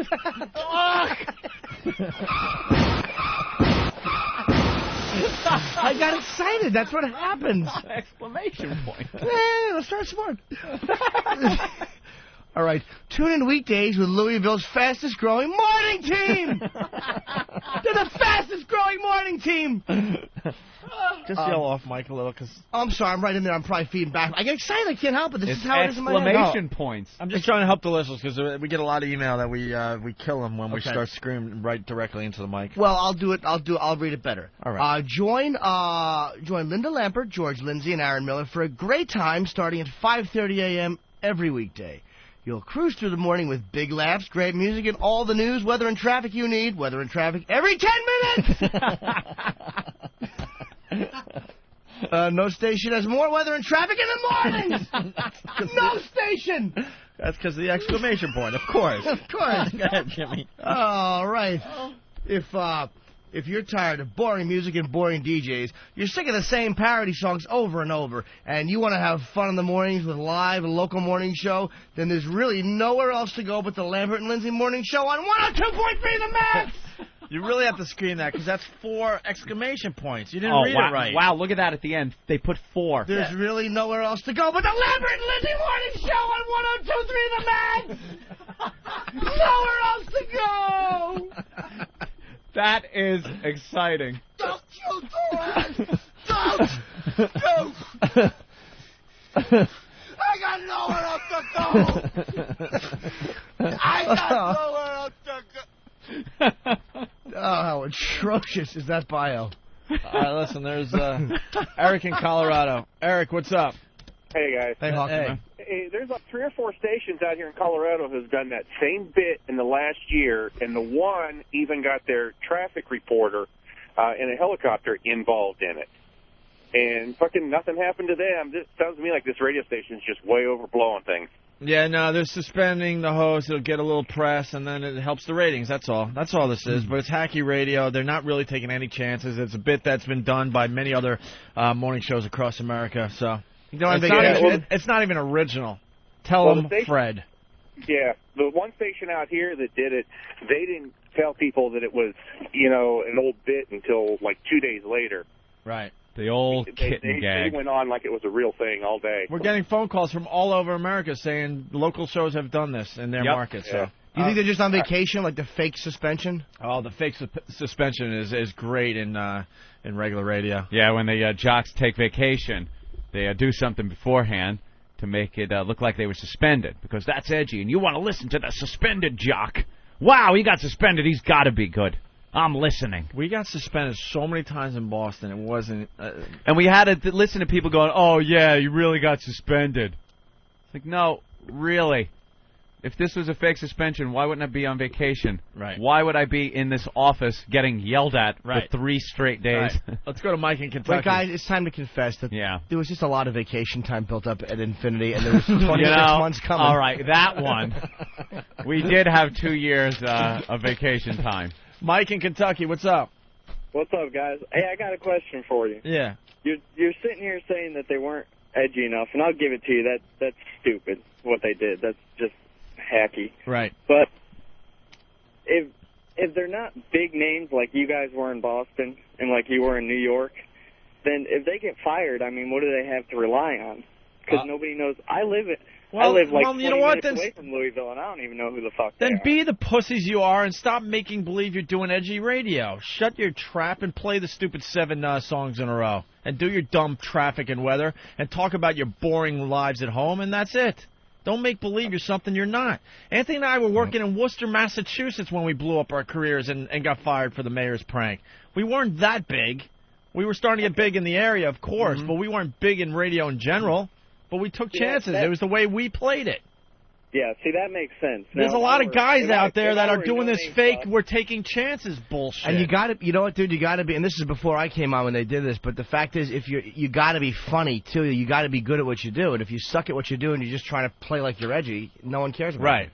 Right. If you have real talent and you get in these situations and you get fired, radio was set up. I don't really know what's going on in regular radio these days. I know it really sucks, and I feel bad for a lot of guys out there. But it used to be if you had talent, you got fired, you got picked up immediately because you were talented. So we got a statement from the station manager of this radio station. Yeah, but now I want to know, was this taken from their website? Where'd this come from? Someone ran it in. I don't know. Because there's a picture on the statement of a kitten in a little basket with a balloon over it. That's This is from the website. The website. See, now this leads me to believe the whole thing, even the suspension, is fake. Of course. Because if the station manager, was apologizing in a statement, you would not put a little picture of a cute little, and it is adorable, Look his little paws, kitten Ant. in a basket floating away. Look at his paws, Ant. They're hanging out of the basket. Because that's making light of the whole thing. Right. You know, with a picture. All right, you want to read the statement, Anthony? The following is a statement issued by Radio 1 Vice President General Manager Dale Schaefer. Wait, I'm sorry. You forgot to read the top line. Important news from WXMA station manager. That's not read No, correctly. that's not read. Important news. Hold on, let Jimmy read it like it's supposed All right, to be read. Jimmy, if you would read the I'm sorry, headline. Ant bungled the headline. Well, Jimmy is the expert on exclamation points. That's what we're getting at This here. is Go ahead, Jimmy. important news from the WXMA station manager. Right. There you go. Thank God there's no more exclamation points in this. Yeah, I just had to screen the whole thing. The following is a statement issued by Radio 1 Vice President General Manager Dale Schaefer. This is Dale Schaefer, Vice President and General Manager for Radio 1 Louisville. I'd like to take a moment to address what happened Thursday morning on the Limbert and Lindsay show. During the show, George, Linda, and Aaron led everyone to believe that a cat named Skittles, Little Skittles, had mistakenly been launched into the skies above Louisville during a poorly planned science project. I feel it is my responsibility to let our loyal listeners know that this whole escapade was a hoax. There was never a cat helplessly afloat above the city. As a faithful cat owner of more than 20 years, I would like to apologize on behalf of Radio 1, the Max, and Lambert and Lindsay. As a result of this stunt, the Lambert and Lindsay show is suspended from the airwaves without pay indefinitely! Oh, it's a piece of hair. Period. Shit. Sorry. Suspended without pay indefinitely. Radio 1 supports the humane treatment of animals and will not tolerate even the hint of irresponsible behavior where animals are concerned. There wasn't even a hint. It was fake. We here at Radio 1 now hope to move on from this unfortunate incident. We hope you will continue to listen to the Max, and thank you for your faithful support. They're on vacation. And then there's a picture of the cat. They're on vacation. They're so on vacation. They'll This be is back in a week, fake, fellas. bad radio gag.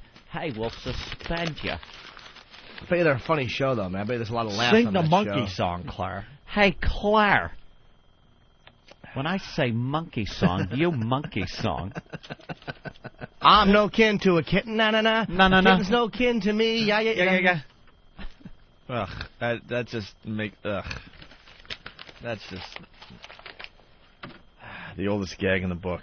Yep. They're pulling down there in Louisville. All right. Oh, yeah, you want to get into this Bush thing, scripting what, his speech with the troops? Oh, wow, yeah, that is... It's a big story, actually. That's a little much. What happened? Oh, wait, we got more WXMA promotions. Oh, nice. You want to read the headline, Jimmy? Because there's All exclamation right, points. Jimmy. No, my throat hurts. All right. There's 4 of them, by the way. Wow. WXMA promotions. Tuesday! It's Tuesday. Tuesday? Like how you would say Tuesday, only it's shoes. Let me do it as a radio announcer. Starting next week, 102.3 The Max is overhauling the calendar. We're taking Tuesday and Thursday off the calendar and replacing them with Shoes Day and Purse Day. Oh, my God, stop it.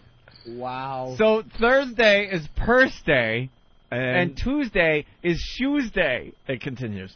So your new weekly calendar would be Monday, Shoes Day, Wednesday, Purse Day, and Friday. Next week, you'll win $100 in free shoes all day on Tuesdays, but Tuesdays is Shoes Days. Yeah. So why would they say $100 in free shoes all day All on day, Tuesdays? they should say on Shoes Because they Day. already said Tuesdays are now Shoes Days. All right. Next week, you'll win $100 in free shoes all day on Tuesdays and $100 purses all day Thursdays. Shoes Days and Purse Day from 102.3 The Max. Oh, wow. Is that the most horrid Dude, if I was still in promotion? regular radio and I had to do this promotion, I would shoot myself live on the air. That's what I would do. Well, they forgot the next promotion to honor her. It's going to be Shoes Day and Thursday, but it's also going to be Cunt Day. That's the first day. Cunt Day, Shoes Day, Wednesday, Thursday. And then what's the other WXMA promotion they're doing? Jimmy, what is that headline? It looks like a haunted house contest. That's right, Jimmy. Is your house haunted? 102.3 The Max and the Louisville Ghost Hunters Association are going to go to the most haunted house in Kentuckiana.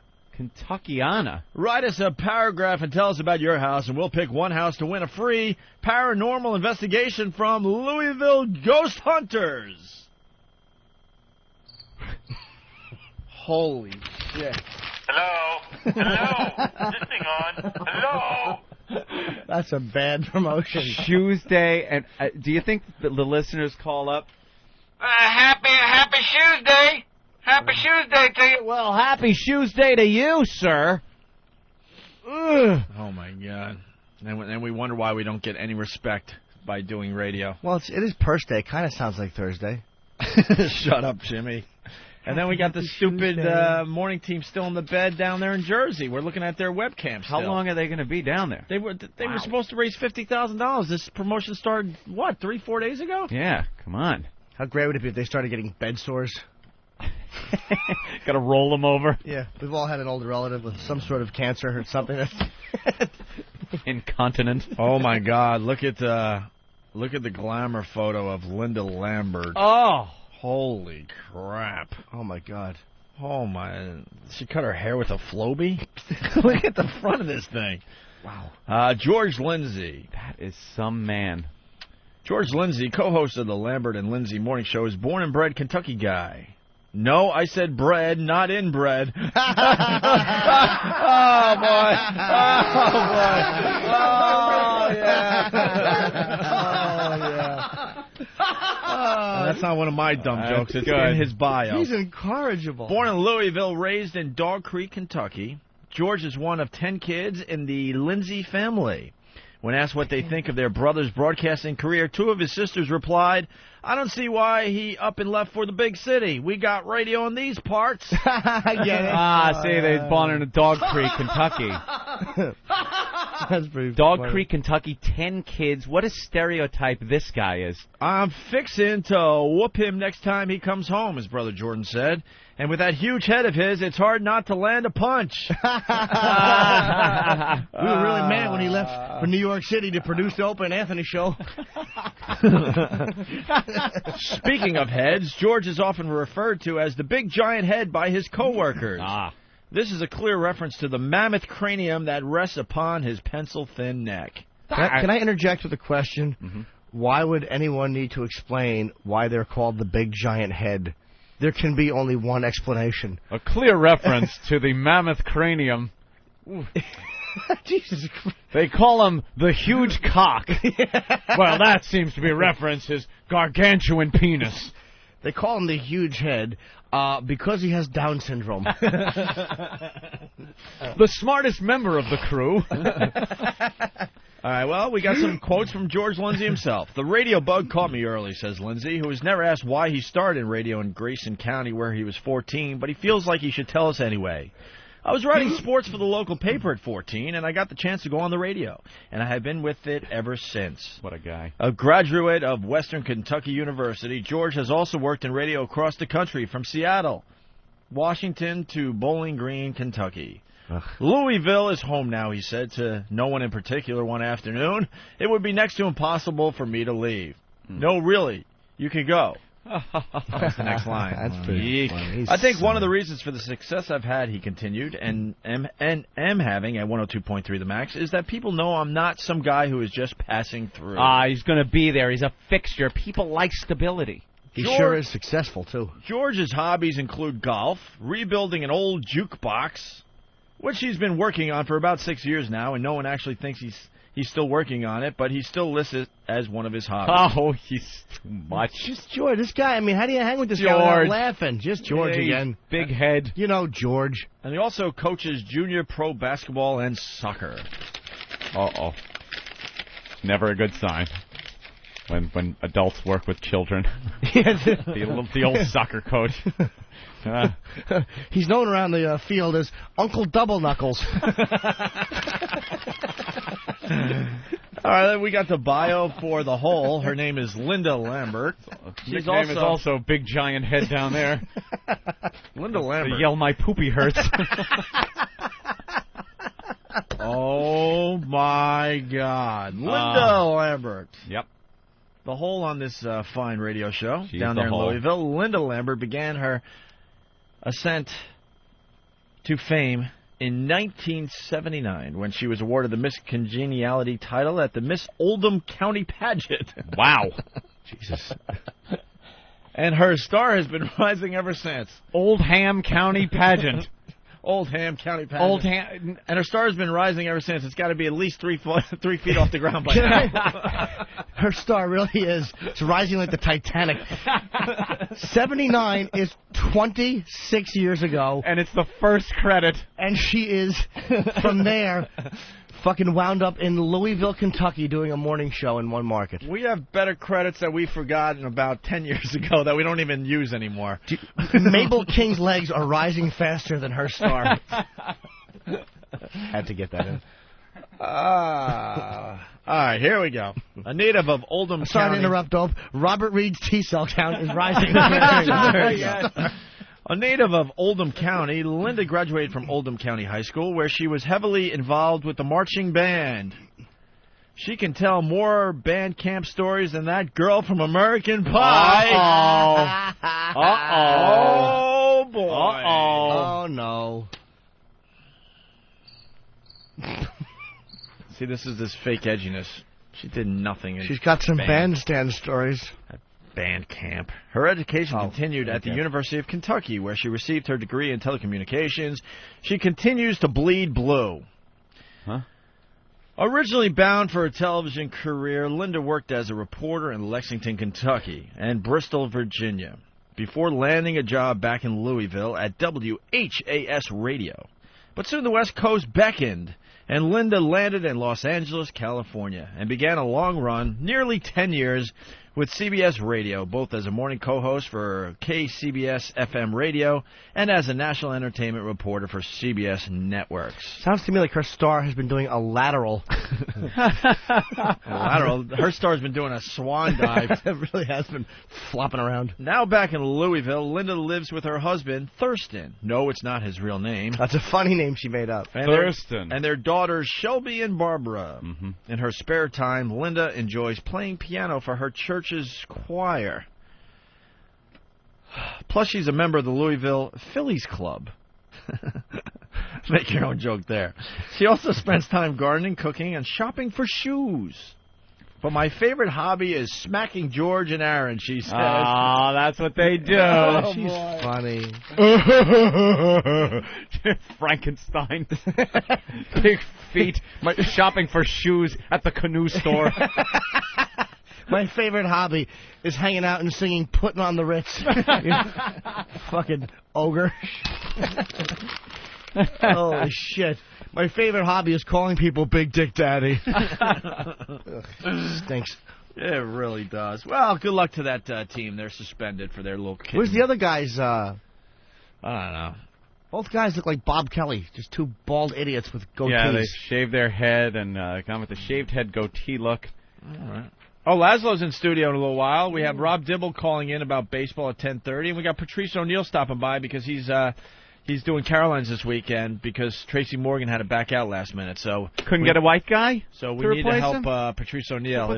If you're in Manhattan, go to Caroline's this weekend. we see have Patrice. we have He's another great. friend we have to help. Who? We have to help Bob. Oh, you want to do this now? No. Yeah, it's not long. I gotta take a leak though. Okay, we'll do it after you take your tinkle. I'll walk right in there with you. Oh. You know, I'm starting to get hot. Oh. You know, I'm starting to get hot. Oh, no, I'm going to give up my virginity. I'm a sport. Maybe take a little cock right into my mouth. It must hurt. Maybe taking it in the rear. Maybe bang me up the ass. That's what they call me. She's a freak. That's what they call me. She's She's a freak. What do you want me to do? I'm gonna be facing the wall. What do you want me to do? I've always wanted a juicy cock. Put it between the boobs. I'm into the TFing. Put it between the boobs. Put it in the pits. Put it in the pits. It's my favorite oral treat. My favorite eating cock. I'm hungry for a big, fat, juicy cock. After I whack your bag, whack your bag, whack your bag, whack your bag. Shoot your big wad of cum right into my mouth.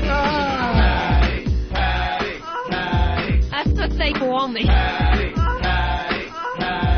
She's a freak. That's what they call me. Oh, God. After I suck you off, I want you to bang me up the ass. I'm hungry for a hard male cock. Stick your huge cock in my tight ass. That's scaring me. I take it in the rear. I'm a freak. That's what I was taught. I got a big juicy cock from Ben the other day. Oh, I like the bananas. Oh, God. I like the bananas. I'm a freak. I enjoy having sex with a guy. I enjoy cum in my mouth. I enjoy cock between the boobs. I enjoy cock in my tight ass. That's what they call me. She's a freak. That's what they call me. She's a freak. And Anthony Show.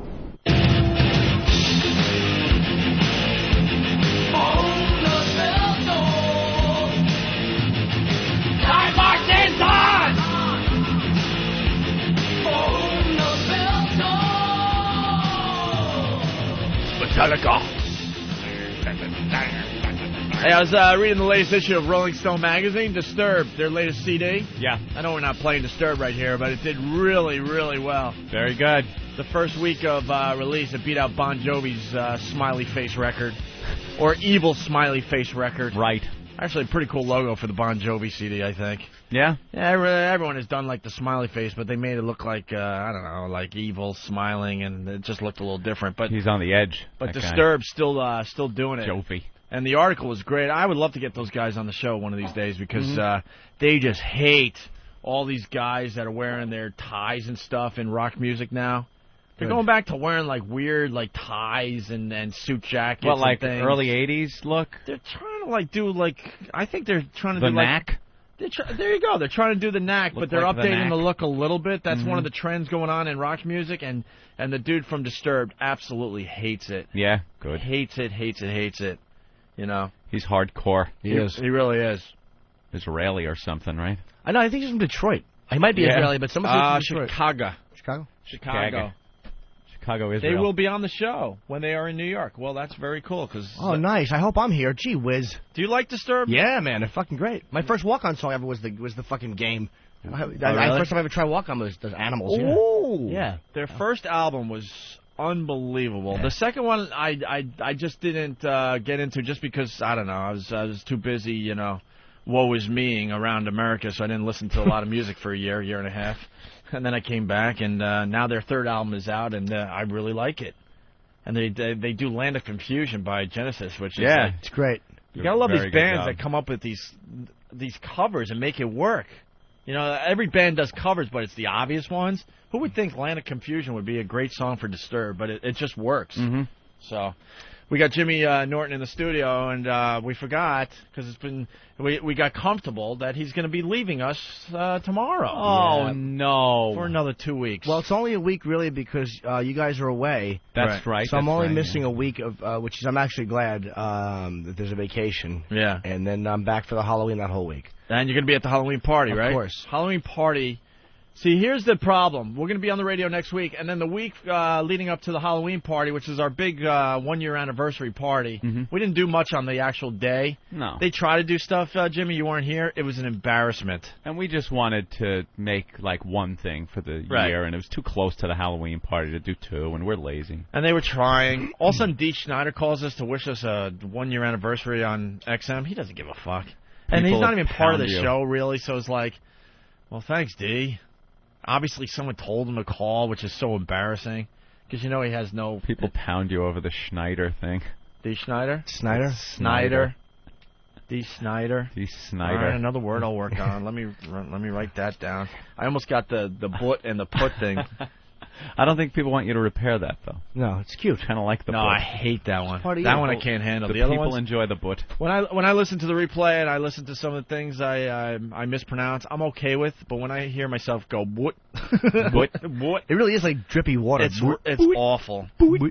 D. Snyder. See, I can't say it that way. And here's but a I'll try. segue with also the same thing. You're saying Schneider, our friend Bob, he has a verbal tick which makes me want to strangle his fat neck. He always says schmarmy. Don't be so schmarmy. Right. Smarmy. Of course it's smarmy. And everybody who has more than a third grade education knows that. Wow. You're not a working class guy, Bob. Stop trying to be the regular guy. You're a fool. Can I talk about this? What? I gotta call him, but he wants to come on. Wait, who's That Dale Schaefer guy wants to come on the air. He thinks this is a news program with Greg and Tony, but he wants to come on to discuss the press release. So we have a number to give him a call. Right, he's in his office waiting. Which one is Dale again? He's the vice president of who- Muckety Muck. Oh, okay. Yeah, he's the head guy. All right, cool. Yeah, okay. Yeah, let's get Dale on. We'll go backwards a little bit. So you're going to be at the Halloween party. And the point I'm making is, so we're going to be on vacation a week leading up to the Halloween party, but I'm telling you, it's going to be the party to go to. It's our first anniversary party. It's To You. I'm finally getting it straight. Brother Joe's U2 tribute band that is going to just rock the house, the Hard Rock Cafe. We got a Rush tribute band. We have an AC/DC tribute band. It's going to be great. A costume contest. I think it's going to start at 8 to like midnight. Costume contest with cash prizes. We're looking for you guys to come up with costumes that have something to do with the radio show. Everyone going will get a official first anniversary Halloween / Opie and Anthony T-shirt. And if you can't make the party, because this is a national show, obviously, the T-shirts we're giving out are on opieandanthony.com, but you're going to have to purchase them. But if you go to the show, you'll get them for free, okay? Starts at 7. Doors open at 7, right, Steve? Yeah. Doors will open at 7. There's going to be a long line, I'm telling you. Oh, yeah. There's going to be a long line for this one, and Jimmy's going to be there. That's great. Yeah, the whole week back for that. Every other trip now is like a 2-week jump, except I have one more 3-week jump. Everything else is just a 2-week jump, so right. Happy. We have our stand-in for next week? Yeah, Bill Burr. Bill Burr. The incomparable Bill Burr. Bill Burr is going to be back next week for a couple days. Next week is a mess. It's Bill Burr, it's Patrice, it's Rich Voss. We're going to be all over the place. It's what you want to call a medley. It's a medley. Speaking of which, we got 2 more campaign ads. Ooh. It's going to be hard going back and forth like this because... Oh, okay. Hello, sir. Hello. Who do we have on the phone? This is Dale Schaefer. Dale Schaefer. You are the VP over there? Yeah, I'm the Vice President and General Manager. Right. Now, tell me a little bit about what happened. Well, we have a morning show team made up of 3 people here. It's the Lambert and Lindsay show, and then they have a sidekick named Aaron Miller. And yesterday morning they decided to do a little prank just to have some fun with the listeners. But the whole storyline, the premise is that Aaron Miller was helping a nephew with a science project where they were putting a cell phone that had GPS programming on it, and they were going to put this cell phone up in the air. Oh, good gosh. With helium balloons. Yeah. And then track it via the internet. And the GPS, right. So anyhow, just as they let go of the basket that had the... excuse me, sir, did you approve this? No, I was not aware of it at all. Yeah, because a lot of people are wondering if management approved this. No, not at all. That's what made this thing kind of crazy overall. Yeah, Wouldn't that be your job to approve these stunts before your morning show goes out and does this? No, normally that is the case when anytime we're going to do anything that you know is a little bit edgy or whatever. They usually run it past me. What's really odd about this is this morning show team that we're talking about. You know, they're on a hot AC station that typically they don't do anything what I'd call edgy. They do some things that are a little crazy. They're not what you would call shock jocks. They're not shock. Oh, okay. Shock jocks at all. I have a question for you, sir. I've never heard the show, but a friend of mine is from that part of the country and is actually familiar with the show. Now, do you feel that radio like this, I mean, with the way the climate has been changing and it's been getting so dangerous for kids and people are trying to enjoy the radio and they're being assaulted with filth and really tasteless material, do you feel that the whole platform has to be structured a certain way, or is that just going to be kind of like, from there? Yeah. I'm a strong believer in that we're in the entertainment business, and so we have to be able to do things that are off the beaten path at times. Right. But I think that in this situation, because it went a little further than even they expected to go. What were some of the repercussions that happened? Well, we received literally hundreds. We lost track. I mean, we had over 300 emails in about an hour and a half. Right. Yeah. And then I don't know the exact number, but a lot of phone calls, probably in the neighborhood of 100 to 150 phone calls over a similar period of time. All of them were pretty angry. Some people who, number one, realized it was all a prank, and eventually we went on the air and said, hey, it was all a joke. Hey, there is not a kitten floating over Louisville, Kentucky that's in harm's way here. And so there were a lot of people who were just upset that we kind of, attempted to fool them. And then there were some people who felt like, who never really got it, that it was a joke, and were still calling us late last evening saying, where's the kitten? Did we ever save the kitten? Right. Still, people still think there's a kitten up there. We had some callers, very angry people, that just don't think it's funny to poke fun at the type of thing with cruelty to animals. Yes, and I guess that's why they were suspended. And I'm still very surprised that you had no idea about this this bit before they did it, sir. Honestly, are you taking any responsibility as far as being the boss of this morning show? Well, I'm absolutely, it's, my responsibility to make sure that we're doing what we're supposed to be doing. But I did not know anything about this particular. And where did the bit come from? Honestly, I don't know. They had tried to mastermind an idea, I guess, to have some fun. I mean, these guys. Do you think it's an original idea that they just came up with? I'm not sure how original. It's probably been used somewhere, someplace else at some other time. I don't know. But I mean, quite honestly, I haven't done any research on whether it's an original idea or not. When I asked them, how did you guys come up with this, they just said that they, thought it would be funny. They, that they were just looking for some way to have a little bit of fun with the Are you outraged, sir? I'm not outraged. Are the sponsors outraged? We've had very little repercussion from advertisers themselves. Oh, that's good. But what we have had is a pretty strong outrage from a lot of our listeners. Yeah. And then after I suspended them and we went on the air and let people know that we had taken action, then the phone calls went the other way. I got bombarded with people going, "Hey, how can you suspend these? They were just having fun." Blah blah blah. So that's what I'm quite honestly dealing with this morning. Is I'm just because they are off the air this morning. You're getting a lot of phone calls about. I'm getting a lot of phone calls. A lot of media inquiries. We have had quite a bit of media inquiries and inquiries. Actually, I say inquiries. And this kind of blows my mind, but a lot of our listeners were calling TV stations and telling them, the news department's telling them that there's this kitten floating around. Right. So yesterday we started all these calls. Let me tell you.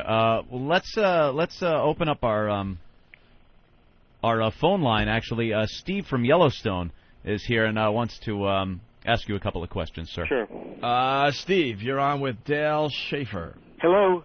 Hi. Hi, Mr. Schaefer? Yes. Yeah, I understand. Like, I know that there's been a lot of things kind of happening, and I was driving, and I just don't think that it's appropriate to make fun of that kind of stuff.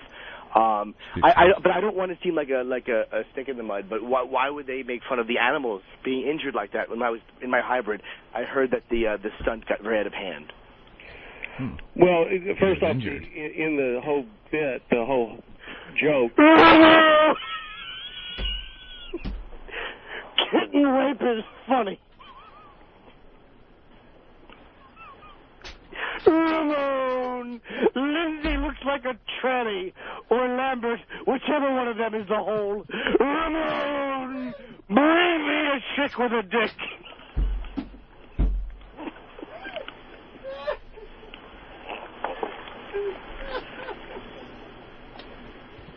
Ramon! Bring me an exclamation point.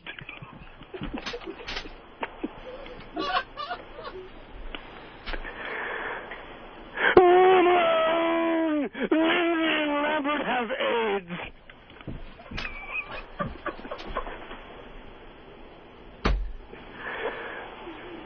Dale? Yes. Comment? I don't think there's any comment that could be made for that.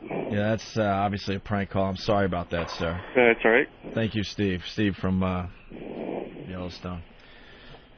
We have the official announcement that you have on your website.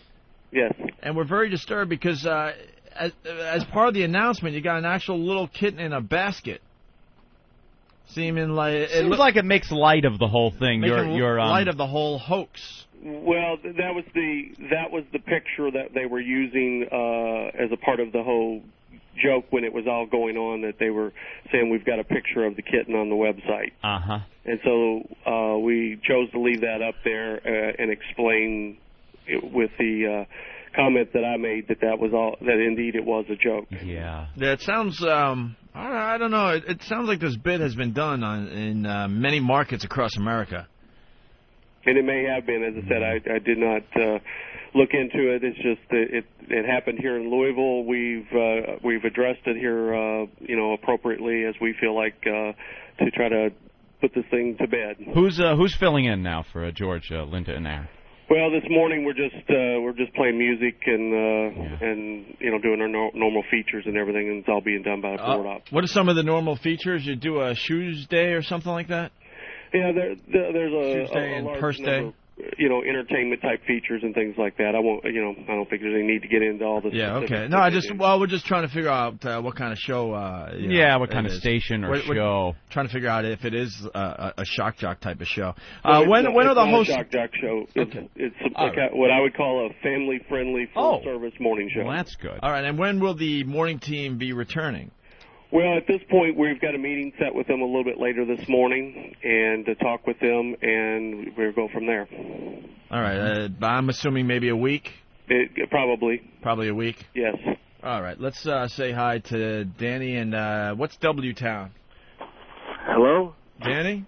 Yeah, why is everybody getting so bent out of shape? It's a joke. Like, I mean, are they really going to fire these guys over just like what's a joke? Like, everybody gets in trouble for just a joke. Yeah, it does seem a little extreme. They're not going to be fired for this, no. But because Lindsay puts milk on his cock and lets kittens lick it off.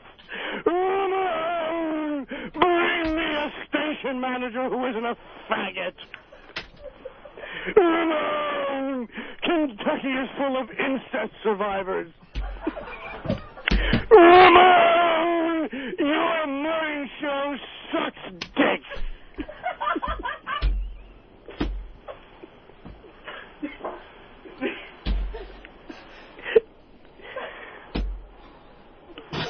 Ramon, this man should die in a car accident.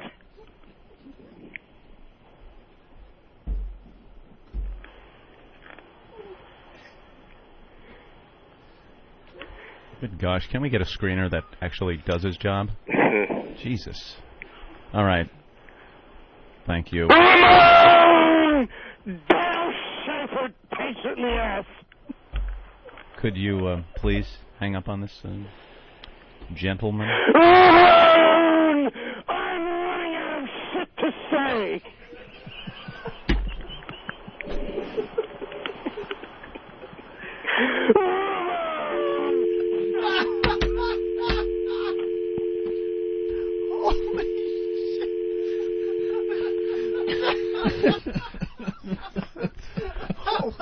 Oh, God. Oh. There's your hoax, buddy. I've never laughed so hard at a Ramon bit. There's your hoax right up your dumper, Dale. God damn, Jimmy. I'm going to give you a standing O, bro. Milk on his cock and let the kitten lick it off. Oh, wow. Did he hang up? Yeah. Oh, yeah. Oh, yeah. Finally. There's your hoax, Dale. There it is. Right up your dumper. By the way, you notice, very funny, obviously, Jimmy, but you notice he said, yeah, they'll probably be off the air for a week. Yeah, a week. It's the vacation time. Vacation time. Oh, God. All right. Oh. God, Dale's a douche. Still, that's he wanted to believe so bad that he was actually talking to the media about this dumb radio stunt. Oh, he was all psyched, you know. I heard you laughing in the background. I couldn't take it. Dude, we couldn't. I couldn't even get on mic to try to like patch it up. You know what's weird when you get into that situation? Like the guy's in Louisville, and you're taking it to the extreme like that. Ant and I have to get as far away from the mics as possible. I because couldn't we're so look at the uncomfortable. mic. Like that's gonna help us to move away from the mics. I was looking out the window. I couldn't. I had to go somewhere else. Bring me a general manager that doesn't take it in the ass. Poor Dale, hoping he was. That was his big moment. He thought he was talking to the media. Yep. Old Steve from Yellowstone. Oh, creep. God damn, that's Steve from Yellowstone. Damn him. Becoming the premier bit on this program. And Ben laughing in the background that time was Can you hear Ben laughing? so loud. There was at one point his laugh came through so fucking loud. Ben really, we make fun of it, but Ben has one of the best laughs I told ever. you, when I was shooting for HBO, I looked out, and there was one point I almost lost my composure because I see stupid Ben laughing and cackling, and I had to not address it or I was going to laugh and lose where I was. It really is a contagious fucking laugh. The best line, someone is saying, the answer feedback going nuts here. The Yeah. best line, though, from Sam in Teaneck. Ramon, I'm running out of shit to say. Line of the day.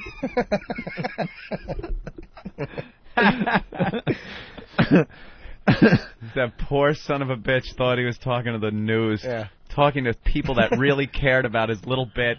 That's right. He was bringing me a chick with a dick. Wow. Stupid Bring me a chick with a dick. Holy shit, I'm pissing myself. This is gold. Jeff in Jersey. Yeah, the rave reviews are Notice pouring no in, comments Jimmy. from Connecticut or Westchester. Yes. Pissing myself. My And- sides are killing me. And Charles from Philly says it all. And Dale hangs in there. He's hanging in there because he really wants to believe he's talking to someone important in the media. And he let you, like you guys would let me get 8 Ramon lines. Oh, in. I know.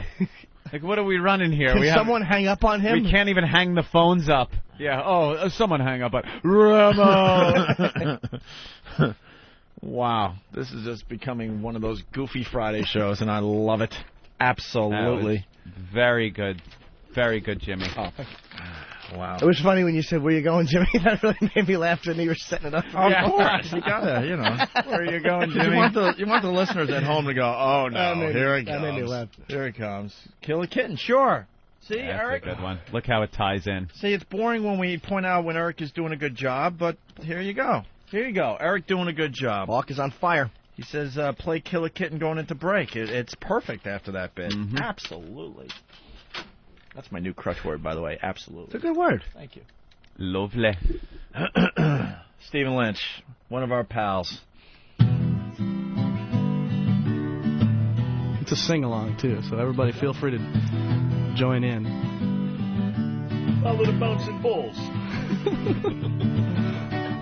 When the game of life makes you feel like quitting, it helps a lot if you kill a kitten. Mark my words, 'cause from where I'm sitting, you can't go wrong if you kill a kitten. Look at those phones.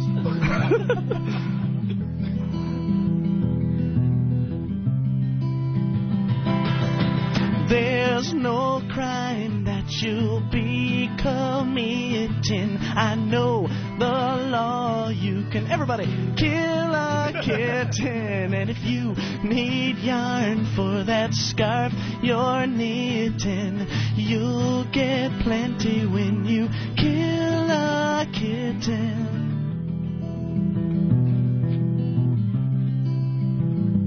Feed it turpentine or break its spine. Crush it with your shoe as long as you kill a kitten. Kill a kitten. Listen up. If the one you love isn't quite as smitten, she'll like you better when you kill kill a kitten. And I'll quote the Bible, 'cause that's where it's written. If ye loveth Jesus, ye must kill a kitten. Throw him at a train, make him snort cocaine, drown him in a lake, bake a kitty cake, flush him down the can, hit him with your van, stick some TNT up his cut booty, do what you must do, as long as you kill a kitten. Kill a kitten. Kill a kitten. You got to kill a kitten. All right.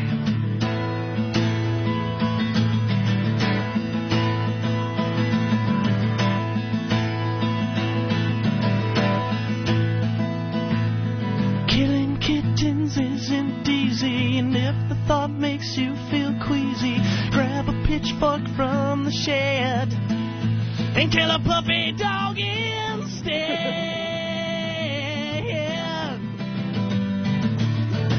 Kill a kitten, you got to kill a kitten, a little furry kitten, you got to kill a kitten, you kill a mother, got to kill a son of, kill a little fucking daddy, kill him in the, to 8675309.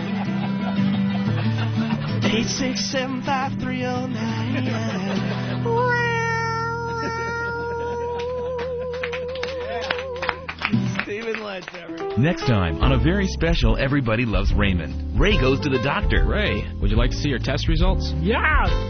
Oh, boy. What are you doing? Ray, Oh. I'm afraid you've got AIDS. No, come on. You have a rare strain of HIV. No. Commonly found in post-op Portuguese transsexuals. Oh. The fun really begins when Ray's wife finds out. Why is the toilet filled with bloody poo? Come on. Oh my God, the bed is full of scabs. Hot. But everything works out in the end. Sweetie, you're losing so much weight. I bought you a smaller robe. Come on, the air conditioner. Ray, your mother's here. She wants to say goodbye. Oh, what are you doing? All on the next Everybody Loves Raymond. Tonight at 8.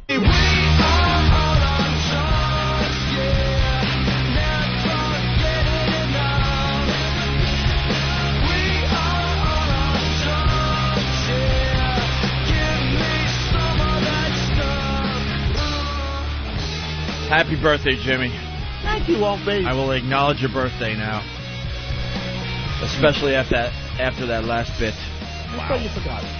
No, I did not forget your birthday, Jimmy. No offense, Jimmy, but if you wanted to skip your birthday for a few days, I wouldn't mind. Yeah, I'm getting a little tired of the party bit myself. Wow. Pretty Jimmy's specific. birthday only comes once a year. Well, not Jimmy Norton's birthday. Yeah, it does. I'm stuck in my birthday. And finally. We know it's not really your birthday, Jimmy. You know? Yes, we know. When Mr. Giggles broke your thingamajiggy, it undid that dark and sinister hold you had over our thoughts. From now on, you'll just have to wait for your birthday like everyone else. That's right. That's right. What's We're that from? teaching you. Huh? What's that from? What is that from? Anyone know? It's another pickup from Hawk. It's from a cartoon called Jimmy Neutron. Oh, wow. Oh, Little Jimmy Neutron. Look at Eric. Do you watch that? Eric's been looking very good the last hour. A lot of pickups for the show. Yeah, he might actually break even by the end of it. No, he's doing all right. He takes it very seriously when we yell at him, so we got to show when he's doing well. Mm-hmm. Bob Kelly audio. What's this about, Jimmy? Well, I'm sorry, guys. I had a mouthful of apple. You certainly do. I polished it. On your lapel? Yeah. Jimmy actually came prepared today. That brings him. Yeah. He's great on the fly. We all know that, but he actually walked in with something for the show today. Preparation. That's why I came in a moment after you guys started, because I was in studio recording something with Martini Steve. For an hour beforehand? Yeah. I got in at 6, but I was in the other room. As we're sitting in the office from 6 to 7, stressing and trying to figure out what the hell we're going to do today. Dude, how do you think I feel getting up at 6:18? Shit, am I going to make it? So, I got a message from Bob Kelly yesterday, and there's 2 tracks on there. Yeah. The first one you want to play would be the message that I got from All right. my friend Bob Kelly. What about the Bob Kelly promo? That would be after it. After? Yeah, Okay. yeah, it makes a little bit of sense. All right, I got you. All right, so this is a message you just left on your machine? Yes, and I had to Bob say Kelly, it. who's filled in for you while you're in L.A. Yes, a He's friend. done a great job for us. He opens up for Dane Cook and kills on the road. He does, yes. All right. Torgasm. So why is he depressed? I don't know. Bob may have an answer for that. Oh, boy. What's up, Nort? Saw you on Jay Leno. You fucking killed, dude. Unbelievable. Really great job on the couch. Very proud, man. Really. Me and Don watched it. We were laughing. I'm in Philly at the Helium Comedy Club. I had 22 people at the show tonight. I don't even know what to say, dude. I'm just a fucking... Anytime I think that I have any type of wow, maybe I might fucking have some fans, maybe I might make some fucking headway in this business, I get slapped in the face with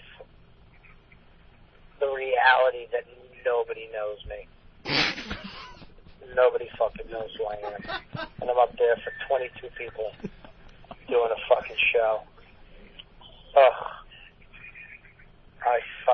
I'm in my hotel room with a fucking McDonald's bag the size of a fucking carry-on suitcase. I quit smoking today.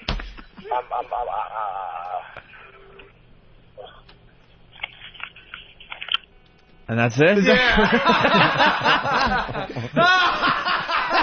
Oh, my God.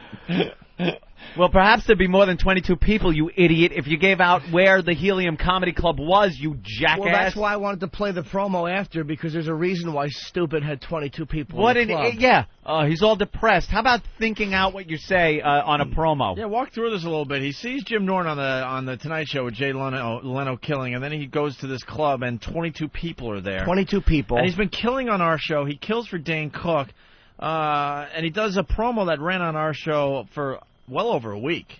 Over a week. Did you hear the promo? Here's the promo. Bob Kelly. Sucks being me. Live. You're listening to Robert Kelly on Opie and Anthony. I'm going to be at the Helium Comedy Club, the 12th to the 15th of this month, October. It's Helium. I don't know. It's just open. Go to heliumcomedyclubsomething.com. I think. For more information, go to robertkellylive.com. No one makes this worse. The club just opened, so you not only have to tell what city it's in, what street it's on, the number. This fucking dummy gives out nothing but the name of the Helium Comedy Club, and he wonders why no one shows up. You dolt. You really are stupid. And I left him a message back. I'm like, you know what? You should be depressed because you're a flop. Bob is a flop. We got a lot of instant feedback, too, asking, I want to see Bob Kelly. Where is this Helium Club? Is it in Kentucky where I'm at now? Yeah. They had no idea. Check your world atlas for where the fucking place is. It's like, even if you forget to give out the number, how do you not give out this? Because I did finally talk to him. City. And this is the beauty of Bob. He's like, dude, there were people there who came, they saw me on Tourgasm in front of 8,500 people. And he goes, and I felt bad for them that they had to sit in front of, with 15 other people. I'm like, no, stupid. You felt bad for you. For you, because right. that was the confirmation. You're right. Tourgasm was all Dane Cook, and this is what happens when it's all me. Wow. 8,500, 22. Oh, wow. That's 11 twice. And then you got to sit there and look at Jimmy Norton on Jay Leno and watch, a guy that you're in this business with, you're friends with him, and there he is on the goddamn Tonight Show, 22. And they've been friends a long time, so, Bob Kelly has watched Jim Norton's rise to the point where he's on Jay Leno. Oh, they were on equal footing for quite some time, I bet. And then Bob is assuming, well, that's going to happen to me now. I'm getting more airtime on Opie and Anthony. I'm opening up for Dane Cook. It's happening for me now. And I bet you as he went to Philly, he had a little strut in his... A little strut in his walk, you're right. A little strut in his walk. He's like, I'm feeling pretty good about this. It's starting to happen for me now. Bob Kelly, could you straighten up that seat back and fasten the seatbelt? This ship is coming back down to Earth. And then he shows up and there's 22, but it's partly his fault because no one even knew the club was in Philly. It's all his fault. Because he said at the Stress Factory, I had people, I'm like, first of all, stupid. The Stress Factory is an established club that people, hey, let's go back to the Stress Factory. We had a great time with, Norton. But you know what I'm saying? It's like, this is a brand new club. No one knows where it is. And you dumb motherfucker, you didn't mention that it was in Philadelphia. You didn't give the number. No. And it was a storm night. I'm like, hey, shithead, there's 60-mile-an-hour winds. No one's leaving the house. And there's the playoffs, and you don't mention the city, and you don't mention the number, and no one shows up to see you. And then he leaves the depressing message. I howled when I heard that message. The audience is very sympathetic. Ed from Jersey. There it is, Bob Kelly's funniest appearance on the show. Mr. Bildo from Detroit. I broke my promo, man. Where is Helium? Where is somewhere in Philly? I don't know. Philly. It's a new comedy club. So if you're in Philadelphia, Bob is a very funny stand-up. Go check him out at the Helium. Look it up or look information. I don't have the number. Oh, he's still there. So all weekend. This was from yesterday. All right, so let's see what the power of the show could do. Do some work for the guy. We just made fun of him, but let me tell you, I saw him recently open up for Dane Coates, and he destroyed. Some people that I was with thought he was funnier than Dane. And I'm not just saying that. I mean, he destroyed. So if you want to check him out, he's at the Helium Club. Here it is, Philadelphia. It's 2031 Sansom Street, right? SANSOM Street. The phone number 215-496-9001. 215-496-9001 to see Bob Kelly at the Helium Comedy Club in Philly. Help him out. Yeah, he really is funny. But it was just fucking. I was like, because I heard that yesterday. I was kind of trashing him. I'm like, what a dummy. Who leaves a promo that they don't leave the city? And when you're at the Helium Comedy Club and you sit in the back, just yell out to Bob, "We're here for you, man." We're here for you, man. I think you should holler that at that dummy. Oh, yeah. Is Bill Burr in Philly also this weekend? Uh-oh. Yeah, Bill Burr. So Bill Burr was playing the Electric Factory here in Philly last night also. He managed to tell people what city he was in. Yeah, I bet there were more than 22 people there. Well, he's on a big tour with Montreal Just for Laughs, which is Bill, it's Ari Spears, it's Nick DiPaolo. There's like 15 or 12 guys, a huge Geraldo. There's a lot of people on it. Wow. Of course, yours truly was never asked because the festivals never embrace me, and they never will. Of course. Good. Yeah. You know something? You stick with Leno, my friend. And going on. No one puts asses in the seat like fucking Greg and Tony. We know that's no a one. limited time thing that's going to go No, anyway. it's not. All right. My boys. All right, let's say hi to Brad in Cleveland. Brad, thanks for calling the program. Hey, Brad. Thanks, little Jimmy. All right. Hey, I got two things for you real quick. All right. The first thing is how come on the back of your promos, as far as like the, I approve this message isn't on the back of it? Oh, that would be good. On the Bill Burr, Jimmy Norton election promos that we've been running, it should say, "I'm Jimmy Norton and I endorse this." Can you do that before you leave for LA? Because they're gonna run with this bit for a while. And see if I approve them. Well, we got 2 more campaign ads. I'll make my informed political decision. Hopefully you heard these yesterday. If you didn't, when Bill Burr is sitting in that seat next week, we're gonna play him for Bill too, because we love controversy on this show. Hey, Jimmy, I'm in a swing state, and I'll tell you, if you come prepared more often, I'm voting for Jimmy Norton. Jimmy's been a superstar today. Yes, sir, I'm always prepared. He's the MVP of the program. I show up with my fat tits and my awful life. All right, we got every day. We got a couple more campaign ads. Quick, Alan from Philly. Yeah. From a blurb from the Helium Comedy Club. It's a state-of-the-art venue that brings great talent to an intimate 240-seat theater. And he had 15 people. No, he had 22 people. 22. Yeah. Bob, you don't want to fuck with his bonus money. Bob had, I think the bonus was if you bring in over 19, you're bonused. So Bob hit it by 3. I like how they called 240 people intimate, and he had a tenth of that. Almost a tenth of that. Bob had 8% of that place full. Dude, I filled 8%. Bob could have done his act in his car for these people. He absolutely could have. I can just picture him, too. Again, just alone eating McDonald's in his hotel room. Fucking thinking of what could have been. All right. Yeah, just dipping eating his fries. Looking at you on Leno. Eating. Dipping those fries alone. All right, well, we have 2 more campaign ads. Yeah. 2 new They're fucking doing our... That is unbelievable. That's the bit they're talking about that they're doing. The Ambien CR Holy commercial. Crap. Looks they a do lot like like an our assault on the media thing. Sure does. Without the humor or interesting... can I guarantee the news stories are hokey and cute? Of course. I guess it shows that we're doing something. You guarantee that's not like a great news story. Mm-hmm. Like, yeah, we're here where there's been a crib death, and all of a sudden the guy runs in the back with the Ambien. Right. Ambien, yeah. So they're pulling out, like, just a little blanket full of disappointment. That's the Lord's little practical joke. Ha ha. Painted the room, did you? He was fine yesterday. All right. Face down in the blankie. I picked him up and he was dead. Oh. All right, Jimmy. Well, I'm trying to talk to you. Like a little cold hen. Like a fucking Cornish game hen you pull out of the fridge. Picture a Cornish game hen with a doll's head on it. You had college hopes for that. What is wrong with you? Nothing, I'm just chit-chatting about a commercial. You're leaving a big wreck that we're going to have to clean up on Monday. You get to go off to L.A. and be a star, and we have to work around this on Monday. Oh, better get a breast pump. Can't just leave it sitting in there. All right. You know. Oh, that milk's going to go to waste. All right, Better all throw right, those all right. tits in the fridge, Cookie. All right. And hope he can come quick and they hold out for 9 months. That's right. Every time there's a little spot in front of that shirt, you're going to be, that's what could have been. Every time a little leaky wet spot in the front of that shirt. Oh, God. Next time, stick some wheel chocks under his hips.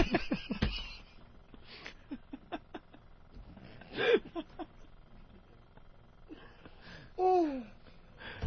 All right. All right. Oh. I'm sure that story wasn't there behind the Ambien, in front of the Ambien guy. Probably not. In conclusion. Yeah. Pick that little fella up by the elbow, like a little suitcase. You get to leave after this. Yeah. He can flee the show. You flee the show for 2 weeks. Oh. We're trying to make things happen here. Wow. You wonder how many years it is before they stop saying, he would have been blank today. All right.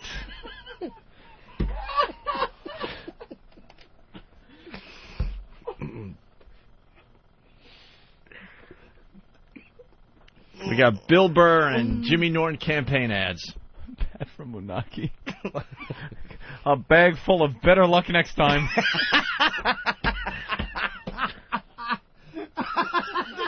Damn, Pat.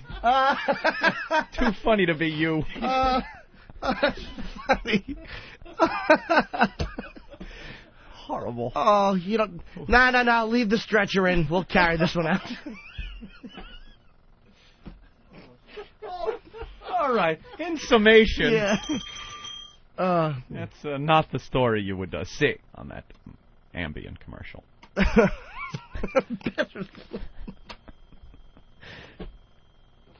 So, where were we? Phones? What? Can you guys ask Logan why you guys are not included in the AOL Radio XM channels? This bit? Exactly. I think he's being a little... That's exactly why I read that one at this particular time. Oh, he was... Okay, yeah. We are trying to build the audience. So someday we'd like to really be talking to a huge audience. We'd like to build the audience. It's not our fault there's one less somewhere. Exactly. Maybe if Mommy's DNA wasn't so tainted, there'd be a bigger audience. And then we're not going to be on in Canada. Did we find out the type definitely? of humor they have a problem And with? then we'll be the ones yelling and screaming, why not, why not, why not? Hey, Canada is repressive.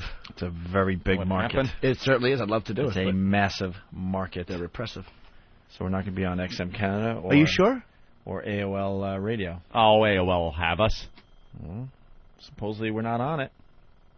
Really? Mm-hmm. All right, we got ad campaigns for Bill Burr versus Jimmy Norton, a little thing that's been... Here we go. Been talked about behind the scenes, and then and then Steve and Danny have been running with this, and the rest of the boys, and they're coming up with campaign ads. I just want to know, dude, you're gonna be. Do you know how they have like the little walkie-talkies? Do you think after a few hours, Mom picks up the one in her room and goes, "I don't think this thing is working."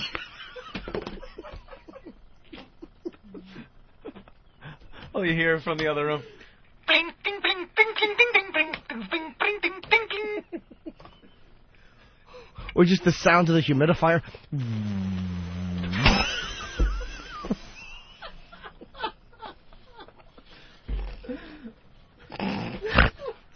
The clanging of the little mobile. Bling, bling, bling, bling, bling.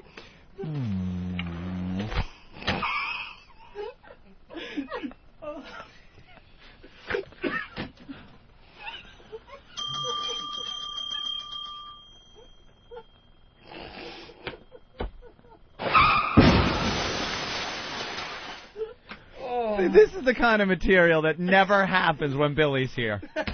Just doesn't happen. That's some people would say that. Some people. And then we'll bitch why we're not on in Canada or AOL. Campaign. We're right. Right, campaign ads. Well, you know, the elections are happening. But you can't have it both ways, is the point I would make. You can't bitch about not being on in Canada and AOL. But that's not true, because you should be on Canada and AOL. Right. That's not a... It's a satellite pay service. All right, Bill Burr and Jimmy Norton. Yes, this campaign ad thing has been taking on a life of its own. Mm-hmm. People, at this point, it's more of a joke than anything, and you know, we're doing these mock-up political ads. Yes, in your town, you might have seen some of the guys going at it on TV. Usually, it's mudslinging. Right. And well, that's the spirit of these ads. Well, we had Bill and Jimmy. We had 4 of them yesterday. We got a couple new ones today. One on TV right now. And and next week we'll play them again if you missed them yesterday, okay? But here's the new ones. We got 2 new ones. Long-term care for senior citizens is a critical issue. Jim Norton's response was to sodomize an elderly man with a slide whistle. Oh, we love you, Pop Pop.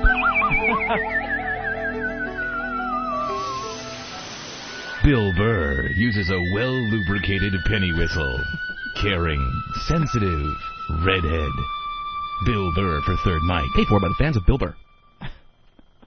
Now there's penetration going on with old people? Of course there is. Because it's always got to go... over the top. I'm the over problem. the wall. Yeah. And here's one more. Bill Burr exposed himself to a group of seniors during a magic show. Jim Norton thinks magic shows are gay. Jim Norton for Third Mic. Paid for by the fans of Jim Norton. All right, anticlimactic. Yeah. After what we were just doing. I mean, I'm sure you're a little lackluster this time. Good word. Like not as much time was spent on him as the others. Yeah. Then again, they were following some an odd little segment there. Yeah, let's get Laszlo in. Wow. There he is. What's up, Laszlo? It's going. Very good. It's good to see you back. It was brutal. Thanks, buddy. Isn't it good to see Jimmy? At least the people on instant feedback still like us. Yeah. Laszlo. So you going to this Digital Life thing today? Yes, very excited. I wouldn't be. About going home afterwards, but I have to go, yes, beforehand. Then we're going to be at the Javits Center at, what, 12:30 today? 12:30 to 1:30. Mm-hmm. So these tech conventions used to be huge in New York, and then when the .com bubble went kaplooey, people... Literally, it got so bad they had this little section of the Javits Center and like 20 booths, companies still in business. But it's getting bigger now. Yeah, because I like electronics, I like technology, love this stuff, but I go to these things, and I find myself a little put off by the whole corporate thing that it is. I don't know, they're not fun. It's a big bunch of I want to PR. go and have some fun. Is it fun these days? Have they brought the fun back? No. There's usually like 3 or 4 impersonators that are always there. Yeah. There's always like an Austin Powers guy, and there's usually booth bitches. I mean, that's the only thing to look forward to. Booth bitches is like they're like the hot chicks that kind of stand around the merchandise and hand out, demos and stuff. Right, keychains. But it's nothing like the Consumer Electronics Show. I mean, No. you guys were in the hall last year. Yeah, It had that's the the best one. booth bitches. That was awesome, actually. So what can I look forward to? Yeah, is there here anything at this happening one? over there? Is there a buzz on anything? No. Anything new coming out? Last night they had this media event where they show some of the stuff so that you don't have to deal with all that hubbub on the floor with the common people. I don't want hubbub. And they had this one website called Homepages, and it sounds really boring, it's a real estate website, but you can look at an aerial view of a city, and it's like shaded in different parts. So I'm asking the guy, is that ethnicity? What do you got going there? Because it'll show you little icons of houses if you're looking to buy a house, let's say, on Long Island. Sure. And he's like, no, it's not ethnicity. That's school districts. How the school districts perform. And there's other data you can put in to shade the areas like crime rates. Yeah. Things like that. Yeah, no, it's not done by race. So I was talking to the guy. It's like, it's good to see racial profiling has finally come to the desktop. But it's not called racial profiling. It's school district performance. Right. So the higher the test scores, let's say lighter the color code would be on the map. Right. And then the worse the test scores, the worse the test scores, like the lower on the chart it gets. Like as far as, does anybody know what I'm saying when I'm saying it? I got my finger ready. Go ahead, hit it. I won't explain that one. I'll take the crash. There's a lot of the evolutionary chart. There's a lot of gaming stuff over there, like the big thing, like the gaming mouses. Now they've got the tuning where it comes with a set of weights, and you can put weights in the bottom on different sides of the mouse to sort of. Yeah, that seems like something I don't even need. You do most of your gaming on your laptop, don't you? No, I can't friggin' get a laptop that really works. No matter what they say, it's never as good as a desktop. I like the huge screen. I like playing in widescreen now. And mouse and keyboard. I don't need some special, because they put out like a gaming mouse for first-person shooters, and it doesn't work as well as just the mouse and the keyboard. They try to improve on the simplicity of the mouse keyboard. Well, now they've got the 2000 DPI mouse for gaming that you can adjust the how sensitive it is on the fly. How sensitive it is, and how much it'll move depending on how far you move the mouse, how far your targeting rectum will move. But is it real? Have you ever gone, I missed that shot because I was off a pixel? No. No. This is for those people that game professionally. I love going to the conventions and meeting these people that make literally over $100,000 a year, waking up at noon, eating Doritos, and playing video games. Well, they're very excited to introduce us today to the gaming chicks. There's some chicks that come from somewhere. Last time we met the Swedish video gaming team. Oh, that was with Sync Magazine. Yeah, and at this convention, Opie, there's some other collection of broads that play games. I don't know where they're from, what they do, who really cares, but they play games. And you know what? They don't really play, do they? The hotter they are, the less they really play. They're just there as, the babes that stand around the equipment. And you were talking about the screen size. Like last time I was hanging out with you with Bill and everything. Mm-hmm. We were talking about the PSP, and you said you weren't down with the tiny screen. Yeah. And then right after that comes the video iPod that's got the tiniest screen ever. Yeah, smaller. And you're supposed to be watching TV shows. Yeah, but the detail on those things. Yeah, I was looking at the Samsung products. We just talked about this, I guess, yesterday, and the detail is amazing. You can still figure out what's going on there. Oh, yeah. I think the PSP screen's amazing. Mm-hmm. They've done a really good job on that. What do you think of the iPod thing with the TV? What is that? Can you watch live TV, or you can only download TV programs? You download TV programs. I mean, the day after they broadcast, you can download them. Mm-hmm. And ABC's. There's definitely a market for that. By the way, dude, who watches live TV? I mean, I was talking to Anthony about this. I love to rack about 6 weeks worth of a show into my DVR. It's all about the marathon. So if you get into the cliffhanger, it's like, you know what? Fuck you. I don't have to Real wait a World week. on MTV started that, and it's a great way to watch TV, the marathon. The marathon. Now when I watch the Bonaducci show, whatever, just a 1/2 hour episode, who cares? But when you can string them all together, you That's get the way to a couple do it. hours of good viewing there. Yeah, and Apple did that deal with ABC, and ABC affiliates are pissed because a lot of people don't know that there's ABC corporate, and then there's the individual stations in different markets, and those are owned by different people in most cases. Right. And they're all upset because they're like, well, what about advertisers? Right. Ooh, well, sorry. But this is an industry that, when DVRs hit the scene, said that people that have TiVos and digital video recorders are stealing. Dude, I pay like $80 to $100 a month for my cable bill. Yep. I'm yeah, stealing. That's well stealing, over you 100. son of a bitch. You're absolutely right. Good point. And plus, here's the thing that I always find hysterical. You're paying almost like $100 a month for channels that have commercials. So I'm paying to watch your commercial. Yeah. You know? I never understood why they call it stealing, but isn't there something that they want to make the time that you can store a program limited on DVRs and TiVos? So if you you record a program, it'll only be recorded in your machine for a certain amount of time, and then you lose it. Why? So you can't just load up on shows, not watch any commercial television, and fast forward through all the commercials. You'll be forced at some point to either re-record it or watch it on TV. These pieces of shit have been doing product placement in films for 30 years. Yeah. Or in Sopranos, where they're standing in front of the Home Depot through a huge soliloquy. It's like, you want to go in the Home Depot for some fine lumber? No. Let's go whack somebody. And the record executives now are pissed off at Apple because record executives are now... I was reading that in Rolling Stone, the copy protection. Well, not just that. The record companies are saying that they should get a piece of iPod sales. Just iPod sales. Yeah, or because they're the biggest one. They're saying, well, you guys are making a ton of money off of this, but it's like, hey guys, if you remember, you were suing to keep MP3 players off the market, and now you want a piece of the pie. They want a piece of the iPod sales, or the piece of the? Well, they're already getting a piece of the downloads, and they want to start variable pricing on those. So isn't that like asking for a piece of the, in the olden days, a piece of your record player sales? Yeah. And it's like they would want. It's like Wonder Bread saying that they should get a piece of toaster sales. Yeah, it's really right. They really are getting fucking ridiculous. That's some greedy shit, man.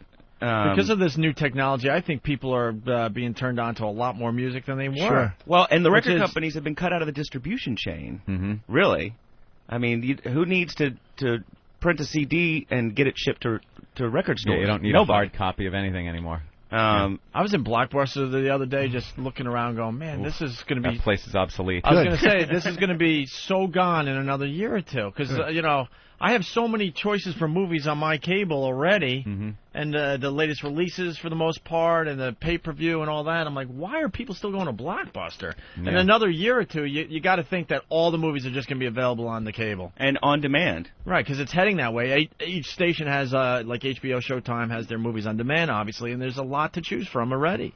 You know, especially the old titles. You would only go to Blockbuster for a new movie at this point. Yeah, and that's where I think the iPod's going to do, the video iPod's going to do well. Is because, somebody will be saying something about a show, you can go download it. But the thing that sucks about the iPod is just when you buy one, the next day, the better one comes out. The next generation. Well, that's with all this dumb technology. I need a new phone. I don't know. Do I buy one now? Do I wait 2 weeks? With this stuff, you have to just buy it right when you need it or want it. And because just not if you worry wait, about it, right? It's just, And commercial radio is pushing the shit out of this HD radio. They're going to have like a high definition radio. I don't even get what that's about. Great, because you could really hear how much it sucks.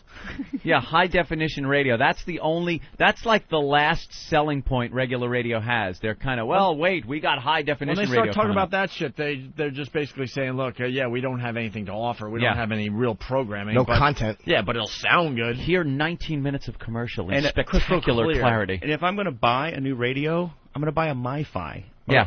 Or MiFi. Something new. I mean, the sales on the portable satellite radios this holiday season, it's going to be just, you watch the numbers, because you got the MiFi, you got the Tau, and you got the... Huge. I forget the other one. I want to give them a plug, too. Is it the Panasonic one? I don't remember, but we have 3, and they're just going to sell it. What are you guys doing at Digital Life? Just signing autographs? Yeah, we just sit at the XM booth, and people come up, and we sign our picture. And take pictures, and then we take some pictures with look people. Around a little bit and get the hell out of there. How big is the XM booth? They weren't even there last year. Really? We were there. We were there. Yeah, we were there. Were you? I think so. I hope they were there, because we were. Yeah, if that's the thing. Yeah. Can I ask, how many times does fucking record industry want to get paid on the same song? It's like they got, how many times you buy a stupid cassette, you bought the CD, the anthologies, the fucking best ofs. It's like, not that the artists don't deserve to get paid. It's like, but man, I bought the same song 4 times already. Enough. And the new thing that is happening, the Foo Fighters record, I think Coldplay did it, is copy protection. Copy and protection. Right, where you cannot rip it to your iPod. And that's bullshit, because you're buying it, like Jimmy said, you're buying it, and now you just want to get it on your iPod so you can listen to the record as you're out and about. That's all that is for the most part. Most people are now buying their music again. And meanwhile, as these guys are... And they want to get paid twice. So then there was a loophole where you could get around the copy protection, but now they're really starting to play ball, some of these record companies. They're all just starting to get this copy protection on there. And it's like you buy it, you want to burn it. It was like burning it to a cassette years ago. It's like you want to put it on your iPod. Well, now they're telling you what you can carry around and listen to. It's ridiculous. You watch. Maybe as soon as next year, most of the freaking CDs that come out, I bet you they're all going to be copy protected because that's the new direction they're going in. Because they see another revenue stream. You buy the CD at Tower Records or whatever, and then now you're going to have to buy it again online to get it into your iPod because the iPod is Don't forget popular. the ringtone. You know, a lot of people buy ringtones. There's software you can pay like $20 and take your music and make ringtones out of it. Yeah. Eventually what's going to happen is, at least I hope this happens, because now they're getting greedy. And I was always for Lars. I thought he got a bad rap. He was trying to just get paid on stuff that was being stolen. People are going to go back to Kazaa and LimeWire and start stealing shit that's copy protected. It's like, you know what? I just bought this. I can't put it on my iPod. Fuck you. I'm going to go online and just grab it. And then all the people that didn't buy it are going to grab it. So these stupid asses, I'm starting to pay for music. Like I don't want to rip you off. Even stuff that I stole at one point, I've rebought because the quality is better from iPod. It's also I like to pay the artist, but they're getting just greedy, man. Well, they're coming back in the game. They were losing a lot of money. Now they're figuring out how to make more money again. Yeah, and they're getting greedy again. As these record companies are saying that they should get a piece of iPod sales, a device they tried to squash, like, I don't know, the VCR, the cassette tape, the DAT tape, the burnable CD. Yeah. The artists are still getting, like, crap. Yeah. The artists still are at the bottom of the food chain. Right. Hey, can I have the cheat codes for GTA? I want to see this. I want to see the sex scenes, by the way. The PC version for PlayStation 2. Oh. I don't know if you can do it for the PlayStation. You can't do it for PlayStation 2? No. No, it's. I've been meaning to ask you that PC for a while. only. All right. And the new version of the game's coming out this fall? Huh? No. The new version's coming out this fall?